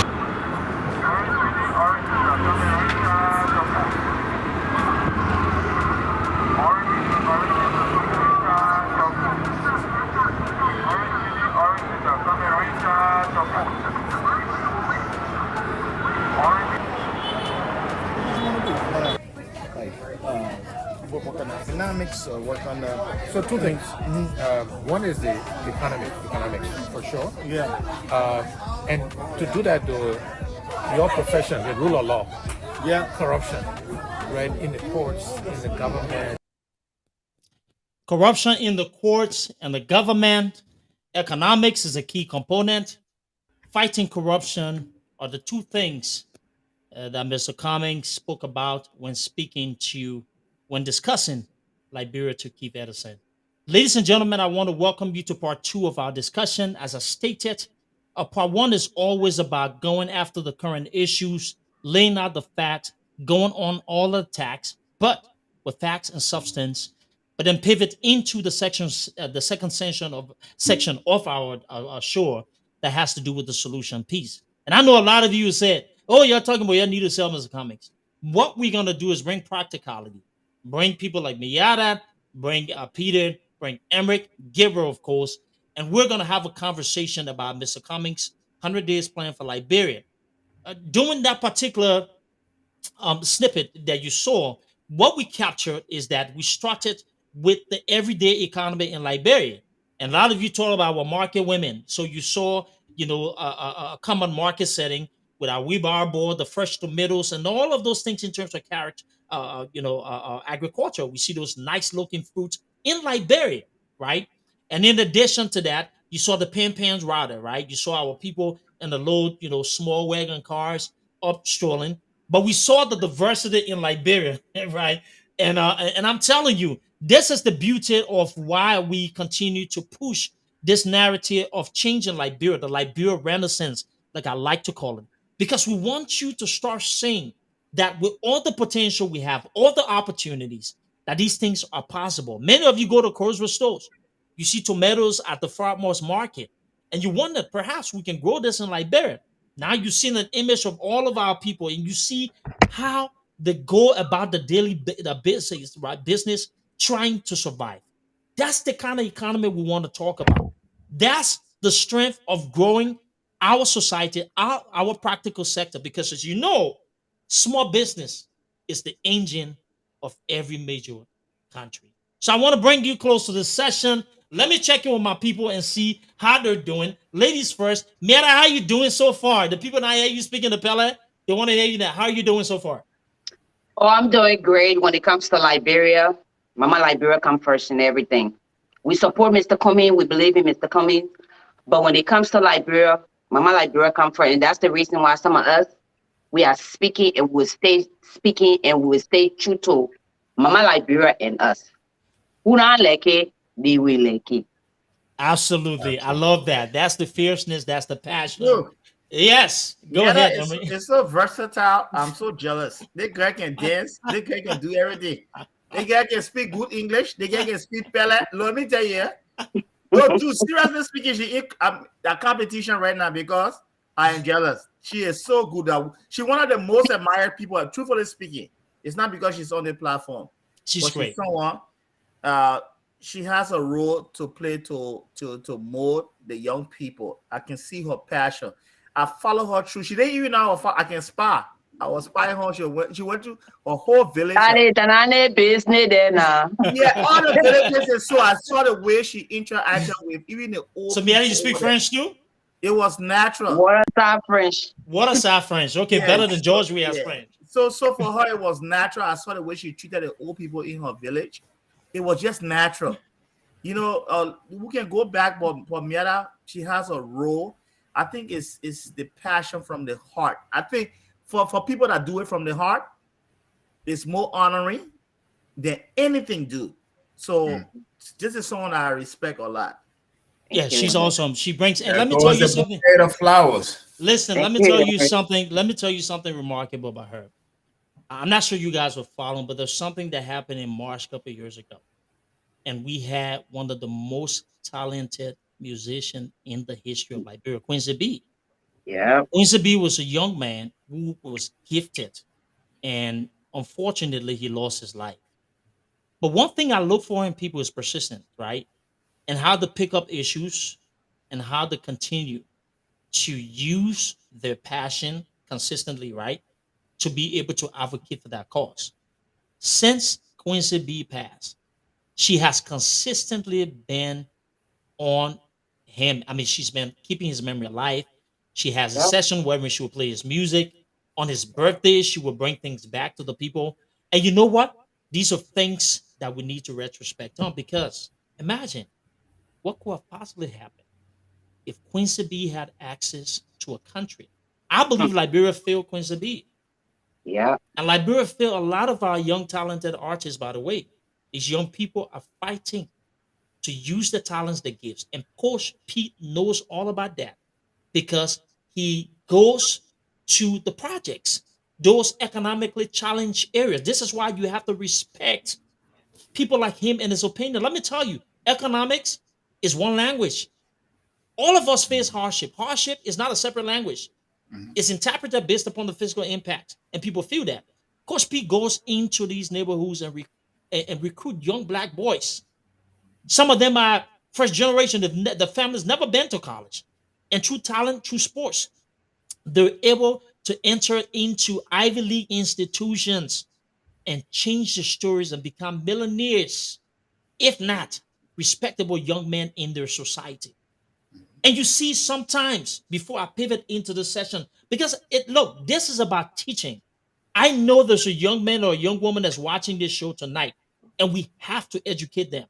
Yeah. We came to this country with no diamond and gold. I remember, and I will say this, there are people who thought that because of the way I carried myself, that I was never going to amount to anything. I tell you that.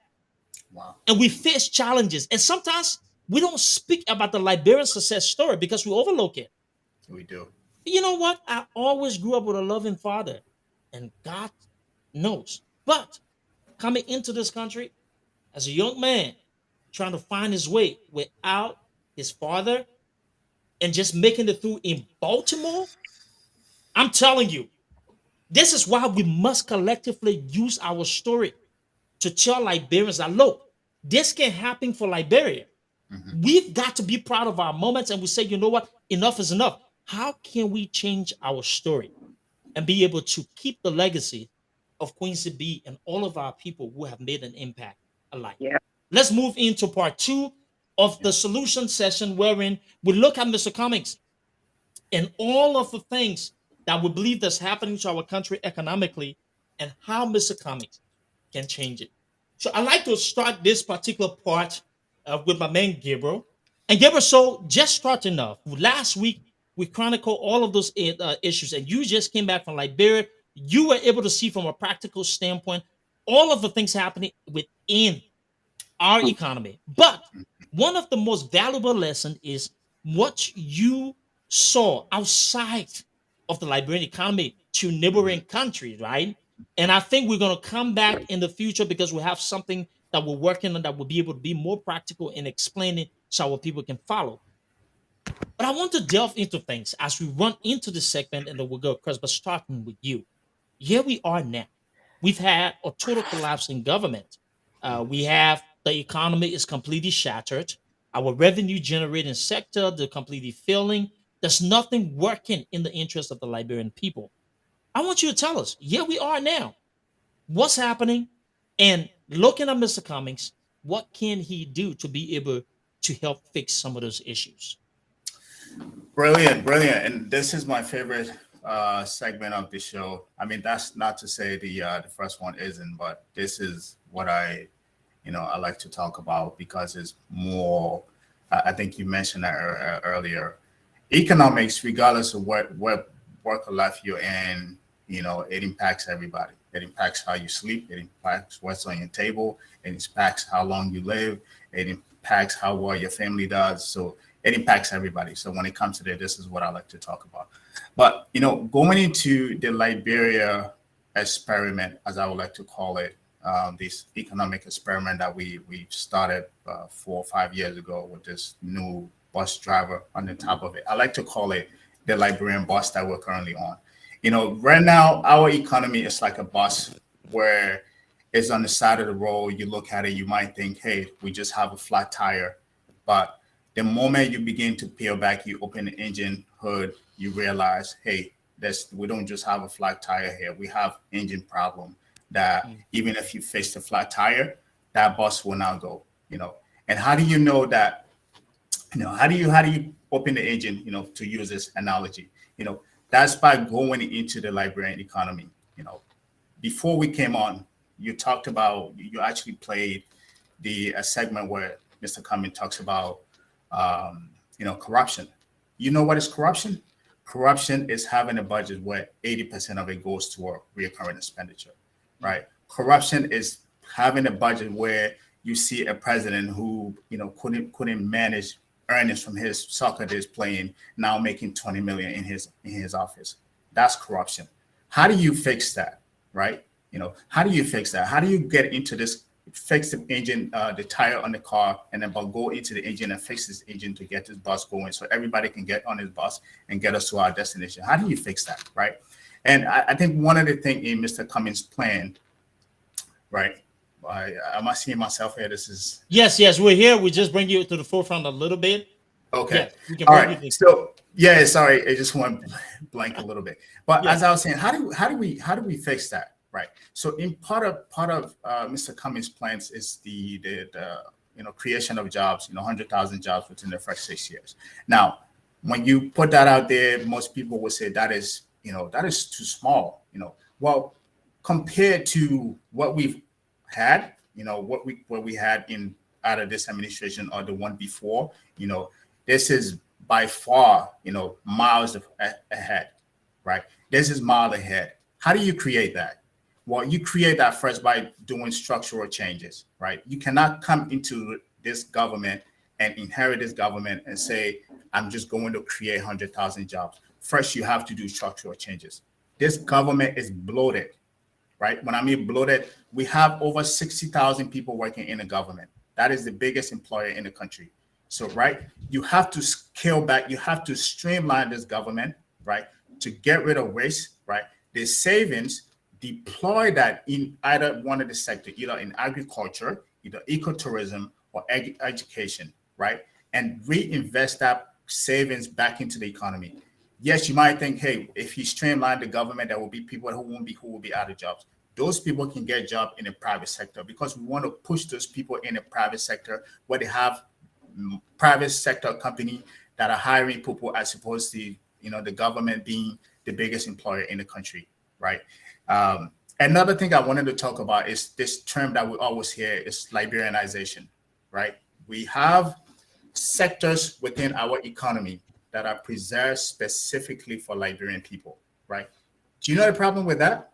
Is that we have this sector preserved for specifically Liberians, but they lack capital, they lack access to market, right? So in essence, we just have this sector that are just there preserved for the people that they're supposed to participate in, but they can't participate in it because they don't have money, capital, right, to start businesses, and the infrastructure. Even if they were to have access to capital, the infrastructure to bring those products and services to market. So let's say hypothetically, you come in, you have enough capital, you start investing people in Buffalo, in Bond County, in Nimba. Those people start producing goods and services in there. They're going to need roads to bring bridges to bring those things to the places that need it to be sold. So when Mr. Cummings comes in and talks about the 100-day plans, those are the kind of jobs you want to create, not just giving access to capital and market to those people, but also looking at it holistically. You look at it, the infrastructure. When I mean hard infrastructure, you talk about road, bridges, right? Internet services, right? To expand into those areas. So that's part of the economic plan that we're going to talk about further on in this subject. I mean, in this discussion. But I would like to leave that there and yield for other people. That's a brilliant that's a brilliant point. And on unapologetic, we bring practicality to this best because we can list a bunch of theories, but we try to make it visible for you to understand. And I wouldn't say much, but I would say this: we are working on something remarkable that's going to change, the social media experience in having these discussions. And we're going to take theories and convert theories into practicality, right? And then we will bring it to you at the forefront to be able to tell. So we criticize all these issues, we bring them, we tell you all about these things. We want you to understand how they're actually impacting. Great point and great opening, Gabriel. So let me move quickly to Emmerich, and then I will come to Peter as well. So we're at this point where we're talking about the Cummings 100 days plan and how he can be able to shift. And I say a lot of you say, "Oh, y'all saw Mr. Cummings more and stuff." Listen, we are, but let me also add before I move to Emory. And I always tell people when they ask me, I said, Mr. Cummings is exactly what Liberia needs because Liberians we have struggled with building activities within our private sector. We have more government ministries and more people employing government. They're not getting paid on time, though. More activity in government versus where activities should happen the most, private sector. Why? Private sector. Because small business and the private sector drives economic activities, and it is actually responsible for the highest amount of growth and employment in nations that are serious about progress. And I think I always speak of value addition and people get carried away, but it's basically the kind of good that you can add to a process, right? And I think the gift of electing a Mr. Cummings president versus Joseph Boycott, not only is he outside of the system, we can use that, but he has experience. Now, let me try to practicalize experience when I say that. One familiarity that I see with Mr. Cummings is the traditional African markets. What do I mean? Your beta boss seller, your poor people, the people who can afford, they're not earning that much income, to live just on a certain amount of money to be able to get by. When you look at Nigeria, places that he has worked across the sub-region, and you see the impressive numbers that he was able to actually post. One of the interview that I always reference is when they were interviewing, how did you thrive in these economies? He said, look, simple. You've got to be able to determine how, if your company is making this much profit, how the people in that community can earn a dollar on the process. And it tells me of a man who understands, because Gabriel, if you know, even when it comes to corporate sales and finance and everything, is about marketing products, marketing services to communities. That's why you go certain institutions got people that look like certain people in certain communities because they want people to appeal. So it tells me he understands that. So you understand the challenges of dealing with government policies, regular consumers, and I think that's an area that he can thrive as well. So coming on to Emery. Emery, we're here at this point. How do you think Mr. Cummings can actually shift our practical economy, our small business sector to be able to get things functioning again? And especially from an accounting standpoint, what are those things that we can tighten in terms of corruption to be able to stop the leakages, as Mr. Cummings said in the video? I think Gabriel explained it all. You see, this is how I am, Duke. I don't like to take away from something that is brilliantly stated. Gabriel just said, okay, if you look at structural change, it's one important thing. Okay, we don't have a structure in Liberia. Let me pick it back on what he said. Okay, and I'm not going to take much of what he said because he explained it the right way, because he understands the issue. He has the theoretical and practical knowledge of the issue. But looking at our economy, when Gabriel spoke of it, I would just be hypothetical and be simpler. When he spoke of the structural change, for instance, the porous borders we have, where we have economic activities in the country and out of the country. So Gabriel, I think, to me, Gabriel is so knowledgeable that if you want to go in depth, Gabriel can be able to break down the sectors and so explain. But we have the forum. We will do that later, right? Yeah. What we have minimum time to talk about these issues. So he had to come up with his best explanation, and I will tell you this: he was spot on. So if you look at the porous border points we have in the country, well, we have a lot of activities going on, like Guinea border, Guinea, Ivory Coast, Liberia, and so Sierra Leone, Liberia. We don't have a structure over there. Okay, so what Gabriel is saying, if we can look at those activities around all of our revenue, streams, and so generating streams, and put a structure that will be able to accurately track those activities that we will yield the maximum, the optimal result, and so we're going to benefit. Okay, what's happening in our country right now? We don't benefit much because we don't have a structure. And Gabriel is 100% right. It's just one of the issues. Sometimes too, it's not all about uh maybe what you have implemented. You can implement the best of ideas and so, but if you don't have a structure, people are going to operate outside of the structure, and then you see most of our activities being done in the illegal market, the black market. I mean, we see it, the black market in Liberia. That's why you see some of these different I would say KPIs performance index, and so Yeah. that's the Key reason why performance most of index. these I don't pay attention to it. The reason why I don't pay attention to it because it's going to skew favorably, unfavorably based on so many different factors, but it's not factual. The reason why it's not factual, we have most of our activities all outside, of the control environment. Our structural environment is controlled. Like Gabriel said, it's controlled. So we see a lot of activity, economic activity that we should be tracking. We're not tracking. We're not getting return on those things. It's because we're not structured. When you build a structure, then you can be able to actualize. You can be able to see your results. You can be able to sit and say, okay, Measure it, right? Measure it. This is what we're doing. I think we can improve on it because we have measured it to know how we can improve on it. That's why you can even sit and say your budget can go $1.5 billion, $2-3 billion because you have measured and understood your capacity. You have understood those things. So when Gabriel spoke of it, I said I'm not going to take it away. He was spot on, and trust me, this brother is. These are people that He's brilliant. they should be asking for consultancy. That's why I love him on the show. These are people that they should be asking for consultancy. Because Gabriel is not going to come on to portray himself as somebody who supports all his way. Gabriel is a professional person. His fiduciary responsibility is to do what's right and do it the right way without misconduct. So, I appreciate his point. I'm not going to take it away. And I'm going to say, this is the conversation.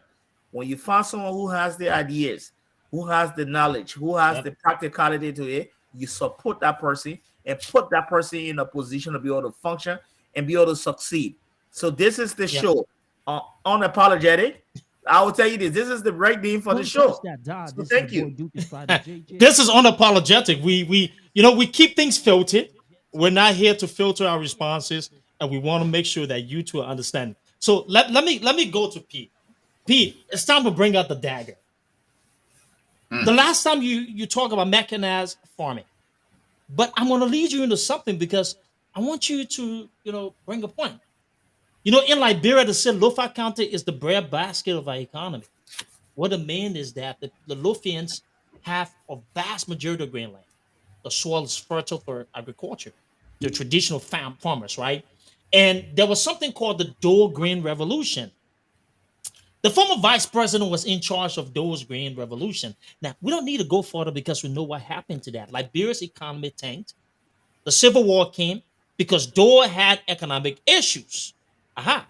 So, looking at all of the things Mr. Cummings talk about agriculture, somebody who understands the practicality because he has succeeded at doing something. Go to Coca-Cola, they'll tell you, chief financial officer, this man's been one of the top people in his area of discipline. You don't get there because you're winging it or through the so-called, what they say, affirmative action. Yeah, affirmative action. Imagine somebody talking about affirmative action that started wearing waterside brief 2 years ago. Anyways, we'll go forward. But I say it for real.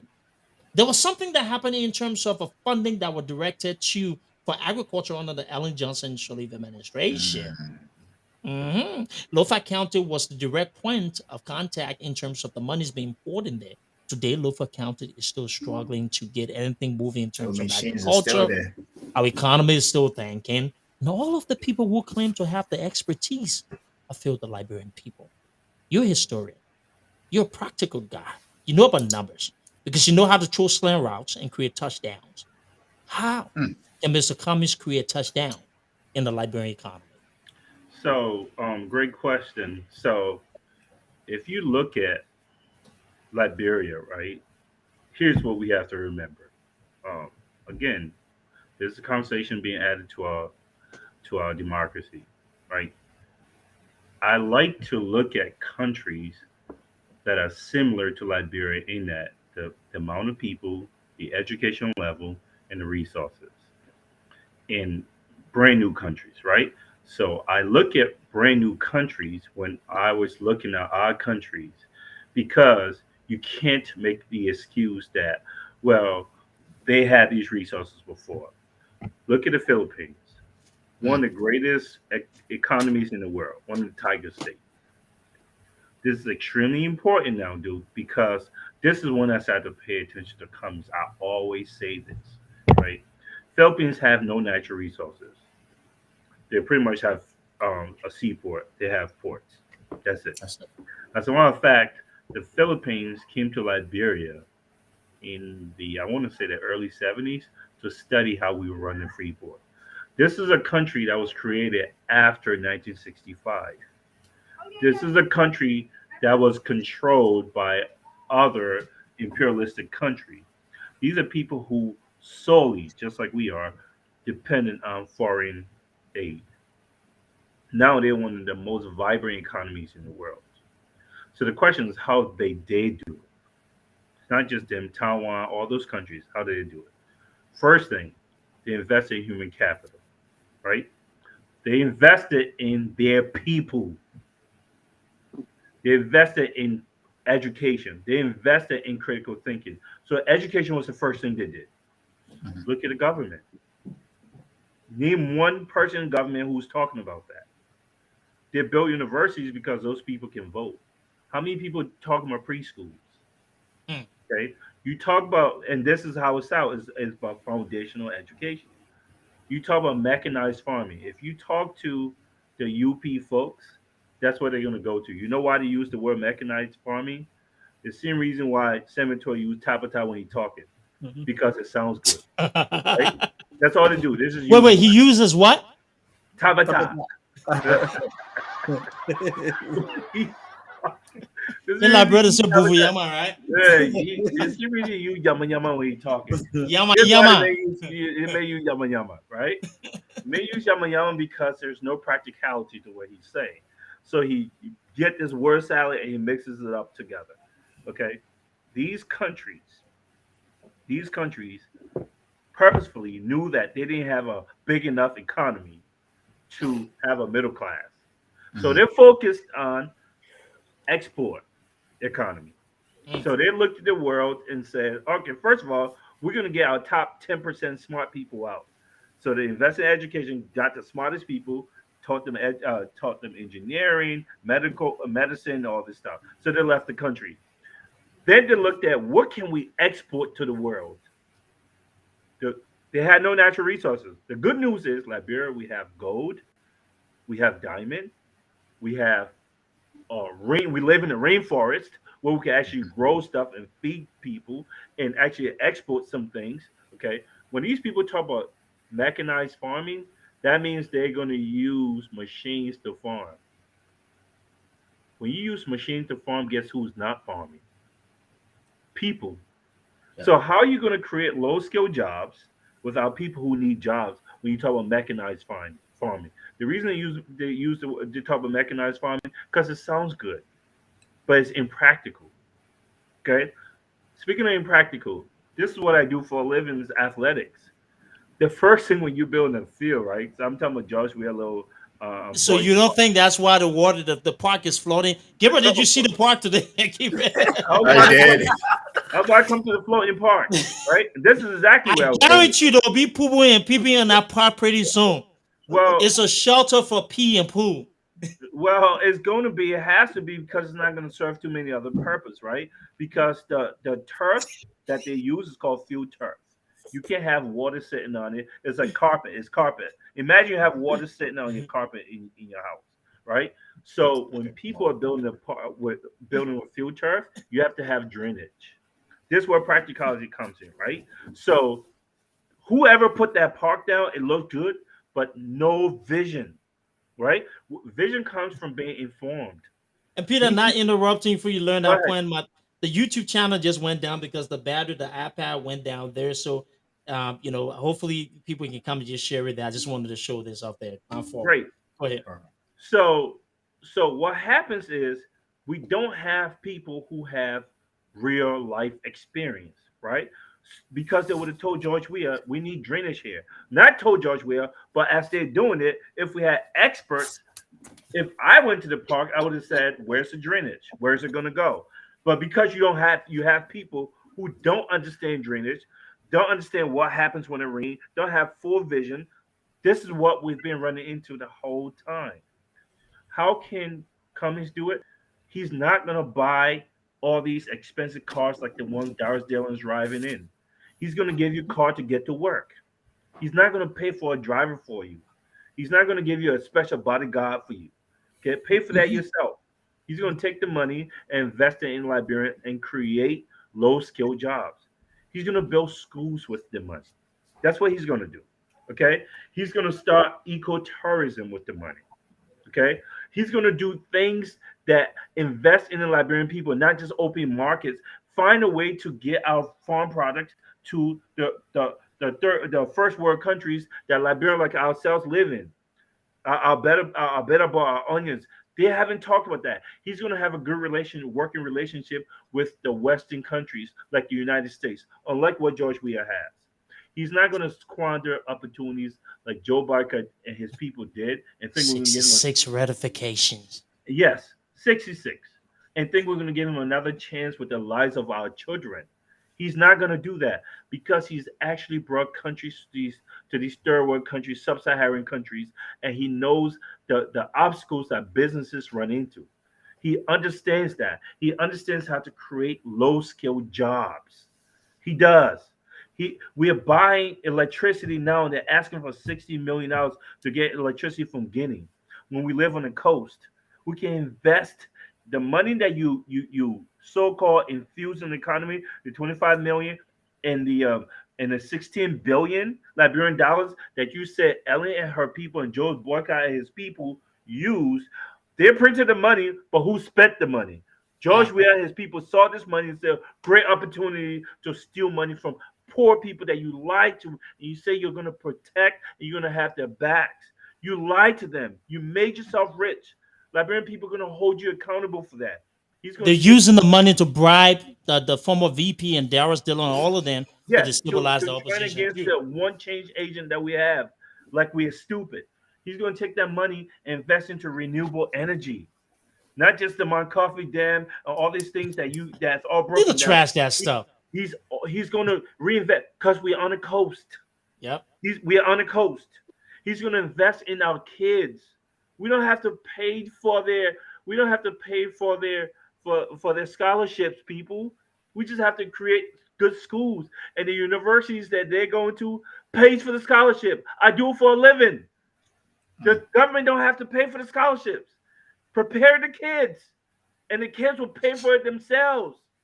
He's going to do that.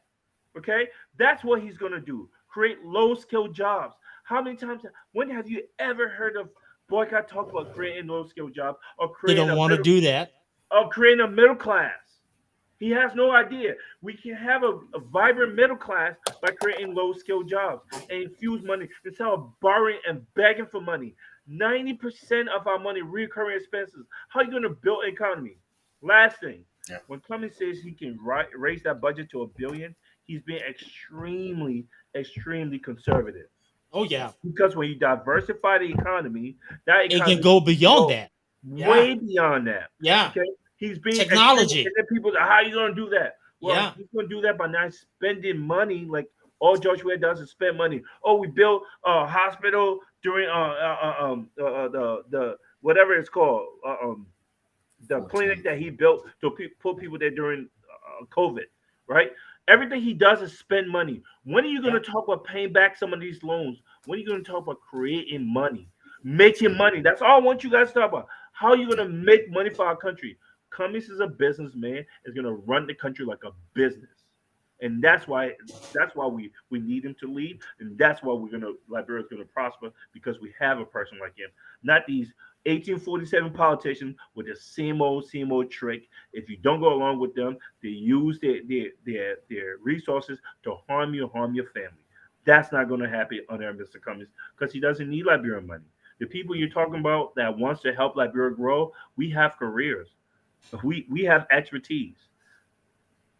Let the people who will try vying for the UP role say the same thing. I don't think they can. I tell you though, one of the things that probably will be prioritized is that we're going to give a lifetime supply of ashes and lime to Darius DeLon. Probably is going to help him, take care of that low hygiene issues. Yeah, he needs that. He needs that. Let me go before you come, Gabriel. I want to bring our sister Miara in. Miara, wait 1 second. Miara, don't go into the tribal side. You'll come there. I want you to speak English, but I want to hear your viewpoint. You recently visited Liberia. You went to the heart and soul of Bone County. We know the history of Bone County.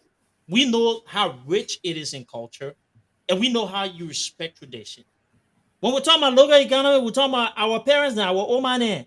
The Willa Market people, the bitter ball, the things that sell on the roadside to be able to send their children to school. What is your observation? What are those things that you hope for Liberia, right? From your own lenses, as a woman, as a female, as a parent, as a mother, as somebody who really carries Bone County in your heart, in your head tie, to the traditional dances, that culture aspect.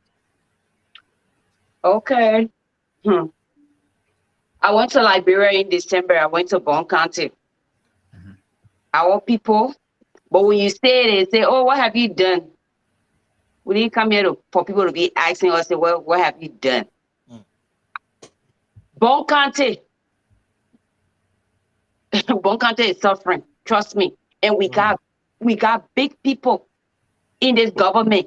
The past government that was in Bone County, but go look at Bone County. Bone County look like trash. Yeah, here to can't sugar anything. Gantara are right next to us. 24-hour current. Wow. You got our VP passing around that they time to eat. Her time to eat. All the things that are happening.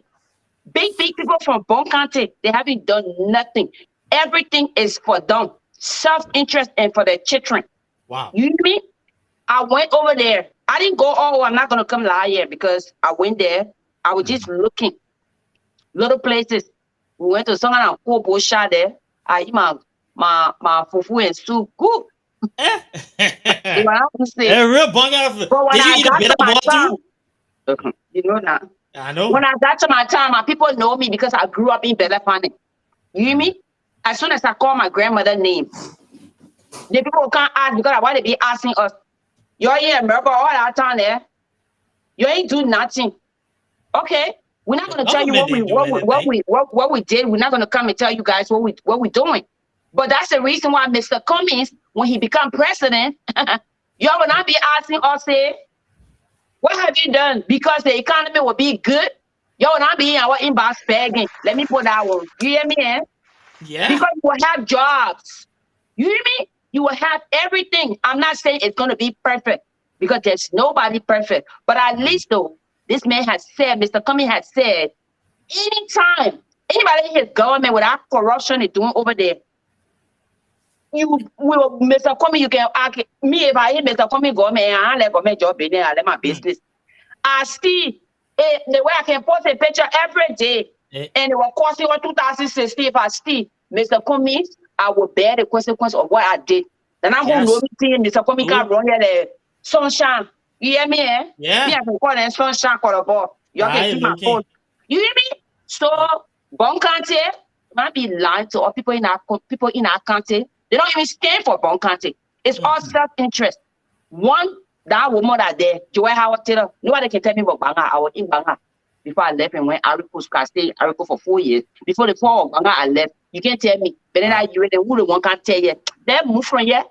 No, but that's true. So she just basically gave us an entire detail of the county, and she's right. Yeah. She's right. All of those valuable places we've got historical ties to, they can be revenue generating hubs. They're falling apart because of mismanagement in government. Back to you, Gabriel.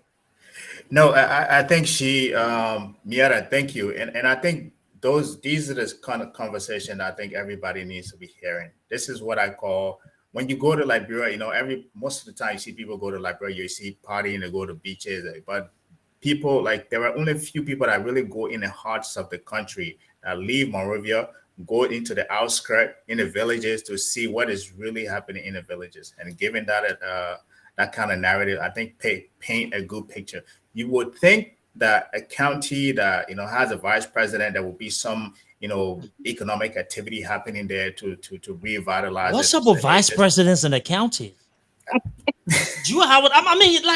Honestly speaking, what is the deal with vice presidents in the county? Howard Taylor and Ophelia, Joseph Boycott, Lofa County. Actually, that's a good point. The only trace of Joseph Boycott's tenure as vice president of Liberia lies in those broken of farming material that's on the highway of Wasonga. Go ahead, Mieta. Go ahead, Mitch. Like I said, they said, and he said he was sleeping, they parking, but the vice president, she, it was bad woman. She won't pack the anything. You thought you were getting there. Me go by the street, man. You thought you were getting there to Sawe. I know that mean as Sawe. They pack up. But I don't want to put this on George Weah though, because if she had passion, anything that someone has passion for, you will see them talking about that all the time. What we're creating, but P, true. Yeah, we're creating wanted to create opportunities for her people. If that's why she was there, she will find a way to do that. Even if she doesn't do anything, she will speak about it all the time. But Peter, when you cahoots with people, that don't mean no good. What can come from in it? I don't care how much view she got. When you cahoot, when you go in when you got that kind of heart that you think that before the woman got there, what did she say? And now their time to eat. Time to eat.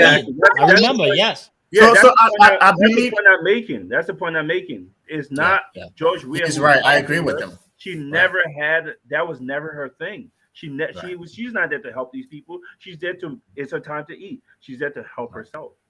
Yeah. So I believe that she's a part of what Judge Weah is doing now, because from the statement from the initial stage is our time to eat. It shows that, Peter, you guys are right, that her whole intention, I think she brought it to light to Weah that, I was with Taylor. Taylor was there to eat. Then I came in with Ellie in the Senate, we were there to eat. So you come in there, we're going to eat even bigger. Yeah. So I think that's it. Spot on, Travis. She can show us Instagram that the woman can show us that. And that's what we call optics. But it leads me to this point. Paul Collier wrote a book called The Bottom Billions. Probably Gabriel's actually read it.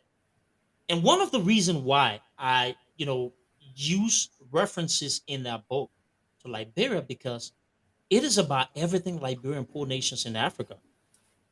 The things that Collier said in that book, we are witnessing in Liberia through real life experiences. One of the things that sticks with me when I look at The Bottom Billion is that how he created this narrative of poor nations and the patterns that you see. And he said something intriguing, that nations will go through war to be able to create some kind of economic shit. Sometimes it takes about 40 years plus or something. Just getting that. Every time you take a step back, you further regress. But interestingly, even though his models were not used to predict wars or civil conflict, he says something important, that I don't care how long those countries been out of civil war, but if those core economic issues continue to linger, they are at risk of seeing increased violence because they have not built themselves to the point where they have skipped those claws of the depth of poverty and those core economic issues. Yeah, I'm going to revert to Gabriel, because I think that's a segment that he. That is exactly what I was. I was not exactly that point, but that's part of I think what Mieta was talking about, right?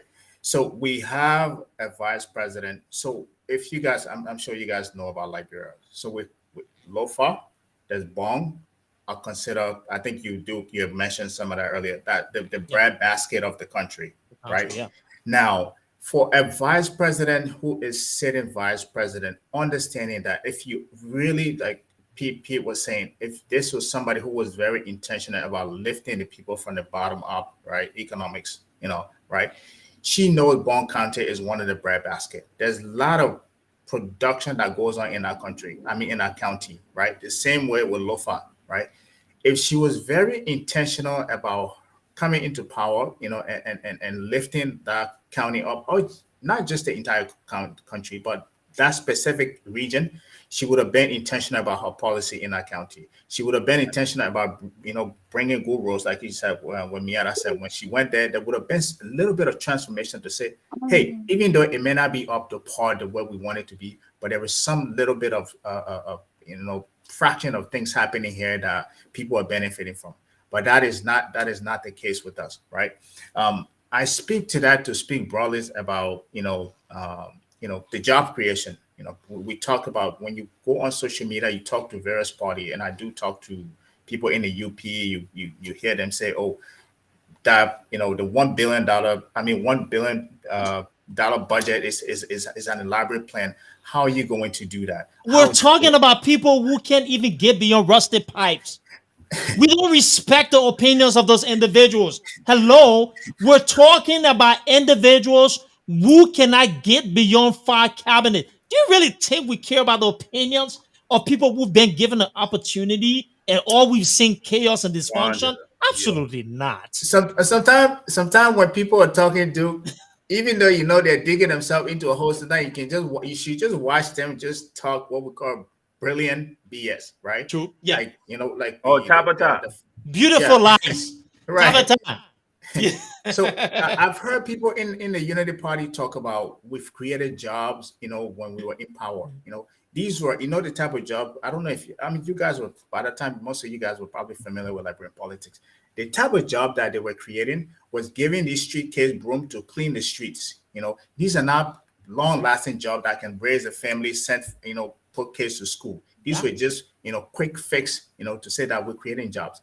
So those are the kind of people I was listening to that are talking about creating jobs. So when people like that, when you talk to them to say this person can grow the budget to $1 billion through job creation, they will refute every bit and pieces of it that you talk about, right? But let me say this before I land. Job creation, people see it as if, creating 100,000 jobs, 200,000 jobs, or, 40%, reducing the unemployment rate by 40%. People see it as some kind of quantum physics that you have to, do backflip to do it. This is something that is done in growing economy, in developing economy, in established economy, right? We use our banking sector. I always say this, our financial sector is one of the most pivotal resource and tool that we can use to build that economy, right? We do this here. I hate to say it, but this is something that I do on a regular basis. You give money to people, you vet companies, you invest in people to create jobs. Those people create the established company, they hire people. When they hire people, they come back to you, they say, hey, Gabriel or Duke, I just grew this company to 40 people size. We're looking to expand in this other region, or we're looking to acquire this company at such and such valuation. Look at my plan. Can you invest in us? They come back to you, you do that. The government created the enabling environment too. In a case that the banks is saying that we can't take on all of that risk, we have programs that can take on half of that risk, right? But the government bear half of the risk and the bank bear half of the risk. These are the kind of economy this is the kind of economy we want to see in Liberia. This is the kind of a country that I think every Liberian wants to see. A country that is productive, a country that create jobs where people pay taxes, corporations pay their taxes, and that is not bloated by people working in a government where everybody and their grandmother is after government job, and if they don't get government jobs, it becomes a problem for them. That's not the kind of economy we're talking about. So creating a budget to $1 billion, it's like with 5 million people. People talk about a $600 million budget as if this is some kind of money. That's chump change. Like, we should be ashamed of that, of telling somebody that our budget is $600 million. And out. Like, we should be ashamed of that. Managed company that who budget is way too, like, that's half the division budget, right? And sometimes we talk to people resources and they say these things to you, sometimes you don't want to refute them, but sometimes you just look at them in pity, right? You just look at them in pity, like, I cannot comprehend your mindset for thinking that, we cannot grow this economy to this level. I would say one thing before I land, right? Yep. The other day, your finance minister was on a show, right? The political puppet. Yeah, right. And this guy, I think the thing that he does, he picks his audience and goes to them and say what he needs to say to them, The right? gullible ones. There's And this they thing always called, use certain institutions who got gullible people on it. there's effective communication. So if I'm talking to an audience who will understand these financial jargons By and the way, I terms, met Spoon with a gullible host and all the rest of the panelists on there, I'm not I'm excluding not Dr. call, Francine, of course. I'm not calling it. I got family. I don't want anybody come after me. Unapologetic, man. We gotta say as well, Well, Right? with the exception of Ben Sanvi, Dr. Francine, and Tom Lee Josh, and I will give it to the other doctor there. He's a good guy, but I think the two most gullible people on that show, Stan Witherspoon and Kev Hassan, bunch of jokers. Let me say this, right? He picks his audience and go and elaborate all these financial jargons, economic jargon that if you put them together in a sentence, do not make no sense, right? Specify. He picks Kev and Stan. They're his audience. And he talks about this thing. He talks about the economy of our country on those stations. I would appeal to one of you or anybody in the audience who are listening to us. If you have contacts with this guy, he can come on the show or he can go on any show. Let him talk about the CDC plan, and we will come and debate him on the Cummings plan. If he really understand what he's talking about, if he's really a finance or economic person, let's do that. Where we will look at these jargon that he just throw around to people and they get too excited. They think that he knows what he's talking about. The guy doesn't know. And that's some of the things that frustrates some people, right? Because they run with their narrative that he knows what he's talking about. But when you enter this country, you start going into the outskirts of the country. I do the same thing that Mieta does, right? When I go to Monrovia, Liberia, I don't stay in Monrovia. I go to the outskirts. Because that's how you peel back the layer to see how the people are really living in the country. So that's the kind of conversation we need to be having, as opposed to listening to somebody spill economic jargons and things that don't mean anything. But when you look at the country that he's managing, we're pretty much just nobody's going anywhere. Yeah. Not listening to people like Stan Witherspoon who are gullible and don't understand the issue. I get that part. But you spoke about the outskirts. That's where ecotourism comes into play, because those are the areas that have those natural terrains and those economic activities that can create, some sort of improvements in our private sector. Of course, I don't expect Stan Witherspoon or Kev Hassan to know that, because the only thing they know is now speaking natural stupid. beaches too now. Don't forget. Well, true, absolutely, and I agree with you, my brother P. There. So great. So, gentlemen, I think we've had an impressive run today.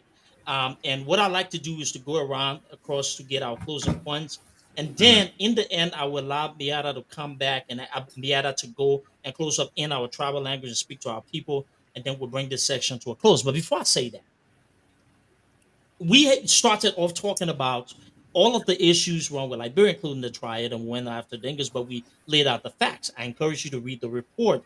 I don't expect Stan Witherspoon to read the report because I know he's going to struggle with it. So Kev Hassan included as well. So I'm not talking about those people, exclusive of them, because we know they're just a bunch of jokers. And, by the way, Gabriel, if the minister of government wants to come and defend his economic plan, we'll be happy here to listen and then break it through and see how best we can show them why Mr. Cummings is the way. Clearly speaking, but government sponsored institutions like Spoon Network that are used to propagate messages on behalf of the government of Liberia don't really care about the interests of the Liberian people, because allegedly they're getting paid as well. So we all know that. But let me go to my people here. I will hope they will bring somebody on there who understand those things when he goes on, but they don't do that, and that's it's a letdown for the Liberian people. Because the entire thing is like a Ponzi scheme. That's like the biggest Ponzi scheme in Liberia, Spawn FNs, wherein there are government control. They use remote. They go there to get pulled by Samuel Twe and Lieutenant McGill, and this is calm. Duke, the topic yesterday, right? I wish Was it about Kev Hassan and Stan Witherspoon's brain? Right. I wish that I was on that show, because I'm directly involved with budgeting, know the language, the contract for each line. Okay. Most cases in budgeting, each line will have a contract that will tell you the funds are restrictive. When they tell you the funds are restrictive, there's no way in the world, I don't care what you do, you have to go back to the origin of it to change the contract, the terms and condition of that line before you can do anything. So what Dr. Francine was alluding to was simple. When they say you can go and authorize a program, that is to say programs is not authorizing funding to be able to leave a road fund to use that money for other funds.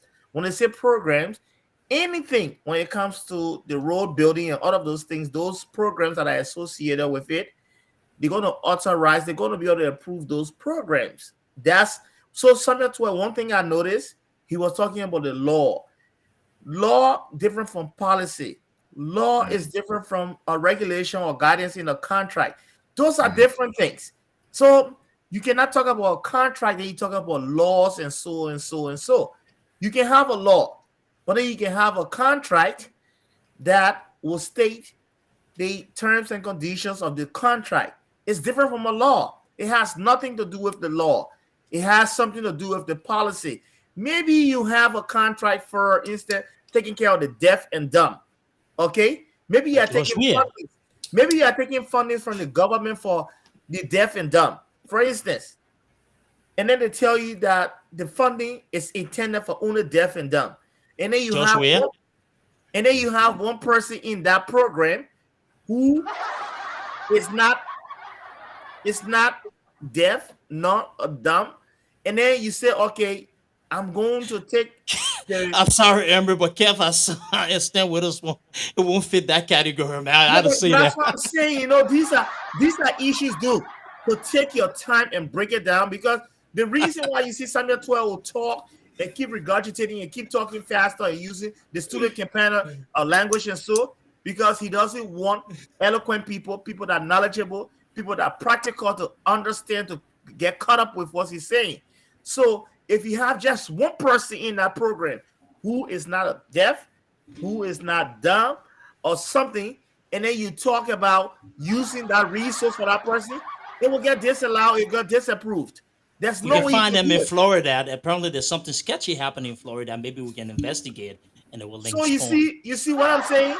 One of these things on the budget line, you talk about your government, right? And you say the German ambassador. How will you be a government on your own authority, but then you take instruction from the German ambassador to say, which is the only one of something to use the funding. So you are a minister who has the authority when it comes to expenditure, okay? Revenue collection and the expenses. But then you say the German ambassador instructed you to do it as a one-off, something instance to be able to use that money. So you see, you don't even know your function. You don't take instruction from another countries. Then people say, oh, the colonial, that's the colonial. But then your boys that you brought in, they are more paying attention to the German ambassador, taking instruction from him, than they're performing their duty. So you come out, you say, okay, 1980. You said 1980 was about a new down that brought in a group of people that you said indigenous, and then they will control because the power was centered around one group of people.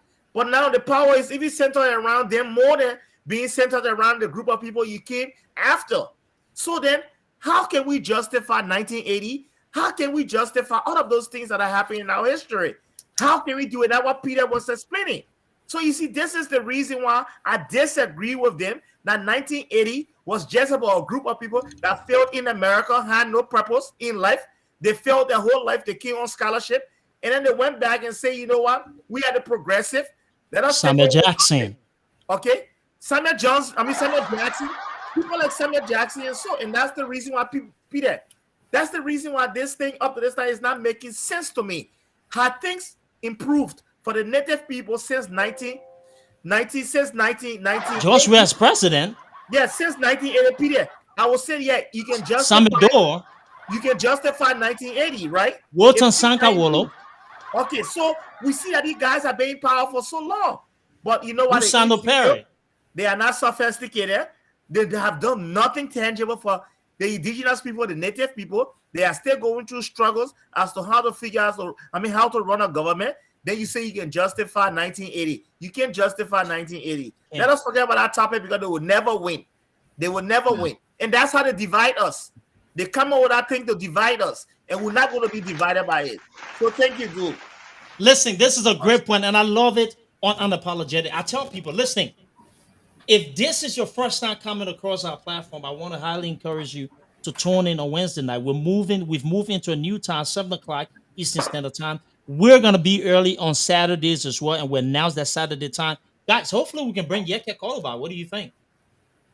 We should, or somebody else, right? So we'll look at it and stuff. But on that note, I think we'd like to go back across, and if each of our people will have 2 minutes to do a wrap up. And once we're done, I will go to Miata at the end of that segment because I just want her to say something, summarize everything we say here, and then we'll do a close up and go there. So let me go back there quickly, and I'll come back to Emmerich here and just something. So, Emmerich, you know what? Before we started off with Pete, so it's only fair that I something that Pete, I want to get back to you. We've had a brilliant discussion, and I think we did a masterful job. I'm telling you, I'm not saying it because I want to be biased, but if you really look at in terms of discussing the issues, looking at the facts and being comfortable in narrating, I think unapologetic sets the stage because we're bringing a new experience to the social media way of discussing the issues as well. Not only are we going after and discussing things, outside of the regular norms, but we are also bringing practicality and providing solutions as well.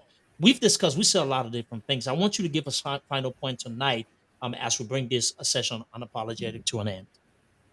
So, first of all, thanks for the show again, Duke. Let me close by saying this. Plato has this allegory about a cave dweller. Never been out the cave. He sees shadows going by. But every time he sees shadows, he hears voices. Because this man hasn't met people, he hasn't seen images, the actual thing going by, all he sees is shadows. He starts to believe that shadows talk. The shadow is making that noise. That's the case of Liberia, right? When you have a person like Darius Dillon who questions an integrity report from an integrity organization, and he really believes that this person will risk their business and their reputation for a bribe by Mr. Cummings for something in Liberia. That tells you the mindset of that person. When you look at all these politicians, all these 1847 politicians, why do you think they're all ganging up against Cummings? First, Cummings was American, so he can't be like that. And then he didn't spend enough time in the country. Then he became gay. Then he didn't have a base. Then nobody knew him. Why do you think they keep coming up with all these nonsense, stupid stories against one person?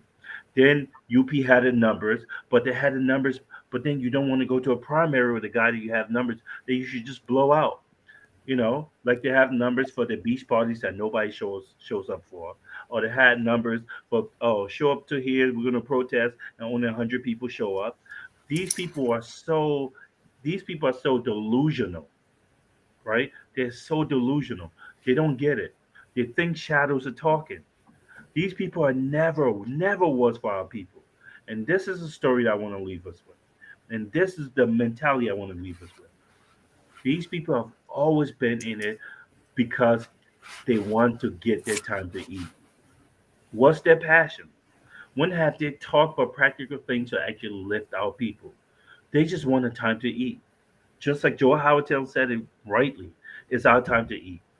Okay? Joe Howartel talking about our Muslim brother. Liberia's a Christian country. No, enough of your divisiveness. Enough. Okay? It's time to lift Liberia. Last thing, they talk about Joseph Boyka has governmental experience. What has that experience brought to Liberia? Tell me. We're in the poorest country in the world, the worst ran government. Your president says she lost the battle against corruption. Our school system is a mess. What are you experienced in? Losing? What have you won for our country? This is not about you, UP people. It's about our children. It's about us. We want to come home. We want our people to have our children back home to have chances. We want to build schools. We want to create jobs. We want a man who can do it to have an opportunity to do it. He said, I don't want the money. I want a chance to leave a legacy and show that shadows don't talk. I want to show you guys that it's possible. What you think is possible right now is because of your limitations. You've never lived in a real country. This is what we're fighting for. This is not a joke. It's not about you guys. You had an opportunity. You stole money, you cut and ran back to America. You stole money. Joshua was right. When he came, he said the coffers were empty. They were. And then he discovered the 16 billion that you tried to steal. That's what we should have spent time in investigating, not some fake document that you said was fake altered. That's what the Liberian people want to see you investigate. They want to see what happened to Mr. Ennis. They want to see what happened to the auditors. They want to see our kids do well on the WAC. They don't care about just you paying the fees. They want to be prepared to take the test so they can earn their own scholarship. So they don't have to come to your office and beg you. They're sick of your lies. They're sick of your double talking. Nobody cared. Read 712. Go back and look at the comments when you're on Spoon and how negative they were. The people hate you. They do. You're telling people that they're not suffering while they're suffering. Occur is great. Your girlfriend, your children are in universities here. Our kids want an opportunity to them too have a chance of self-determination. That's what we're fighting for. We're not going to stop fighting you. I was in Liberia a month ago. A month ago. The people hate you. The people hate you because you lied to them. They really believed Joshua was going to do better. Joshua was never intelligent to do better. He wanted to come back and reclaim the glory of his playing days. He cares about what he's wearing on his feet. He cares about what he looks like. He wants his morale lifted by material things, not by how he lifted his people. The people hate you. I hate your lies. My father was a CDCian to the core, but he believed in the vision. He believed in what CDC was supposed to be about. He thought it was going to be a bloodless revolution. You lied. You stole money. All that's fighting you guys are doing to Cummings, he's coming. Our people, listen. Our people are going to listen to us. It's not about us. The people know how they're feeling. They're not stupid. They didn't have many options. That's why they picked you, Wea. You have shown your hand. Your time is done. UP, your time's been done. Look at your numbers. The people hate you. Thank you, Duke. Thank you, P. Wow, that's passionate. Look, listen,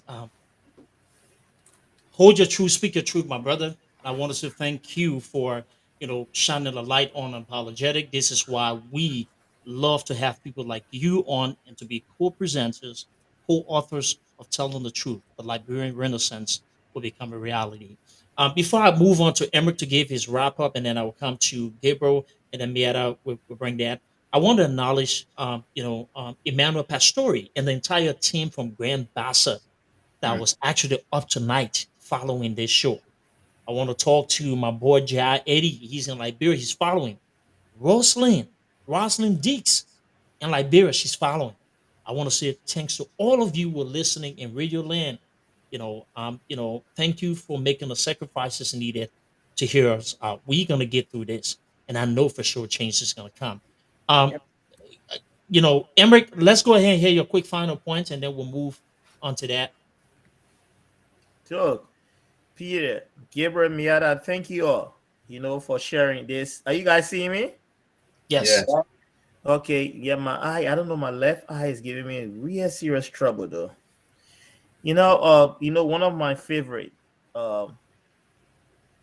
philosophers, Louis Seneca. He's one person that I I've been reading extensively about. And he says, for many men, the acquisition of wealth does not end their troubles, it only changes them. Hmm. This is profound. Today, the government we have, they just want to acquire more wealth and wealth and wealth. But their trouble's not going to end, though. After they are gone, their troubles begin. So it all depends on who is going to come in. Are we going to continue with the same 12 years that brought them in? Today, there's no, investigation into what happened the 12 years that we complained about and brought the 6 years of we are in the CDC-led government. So this is a new dawn. This is a renaissance, a revival, a reemergence of young people that we are going to inspire. We are going to touch in every way to rise up and think about their worth, how important they are. If you don't pay attention and put resources into developing the young people, Liberia is doomed. There's no other way. When it comes to the growth paradigm of any country, it starts at the lower percentile, the bottom. We don't see it. We don't see it happening in Liberia. And then we have this saying that young people, they are the future leaders. And so in America, we see when people say young people are the future leaders, we know their schools are better, hospitals better to prolong their lives. They have the capacity to train, to teach, to mold their minds. So it's not by mistake that they are future leaders in this country. But how can we talk about young people being the future leaders in our country when we don't put anything into their growth, their development? It's sad. How is Liberia going to move forward? In fact, majority of the population will see they are young people. Mm-hmm. But then you put nothing into them, but you expect the country to grow. It's not going to happen. This is not magical. This is just simple and practical.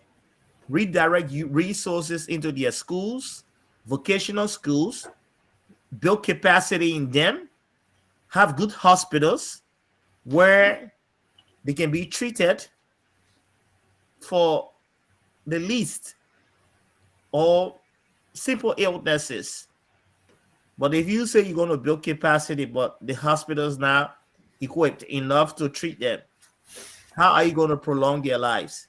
So you see, these are the things that are in different directions, in different disciplines, but then we are still connected.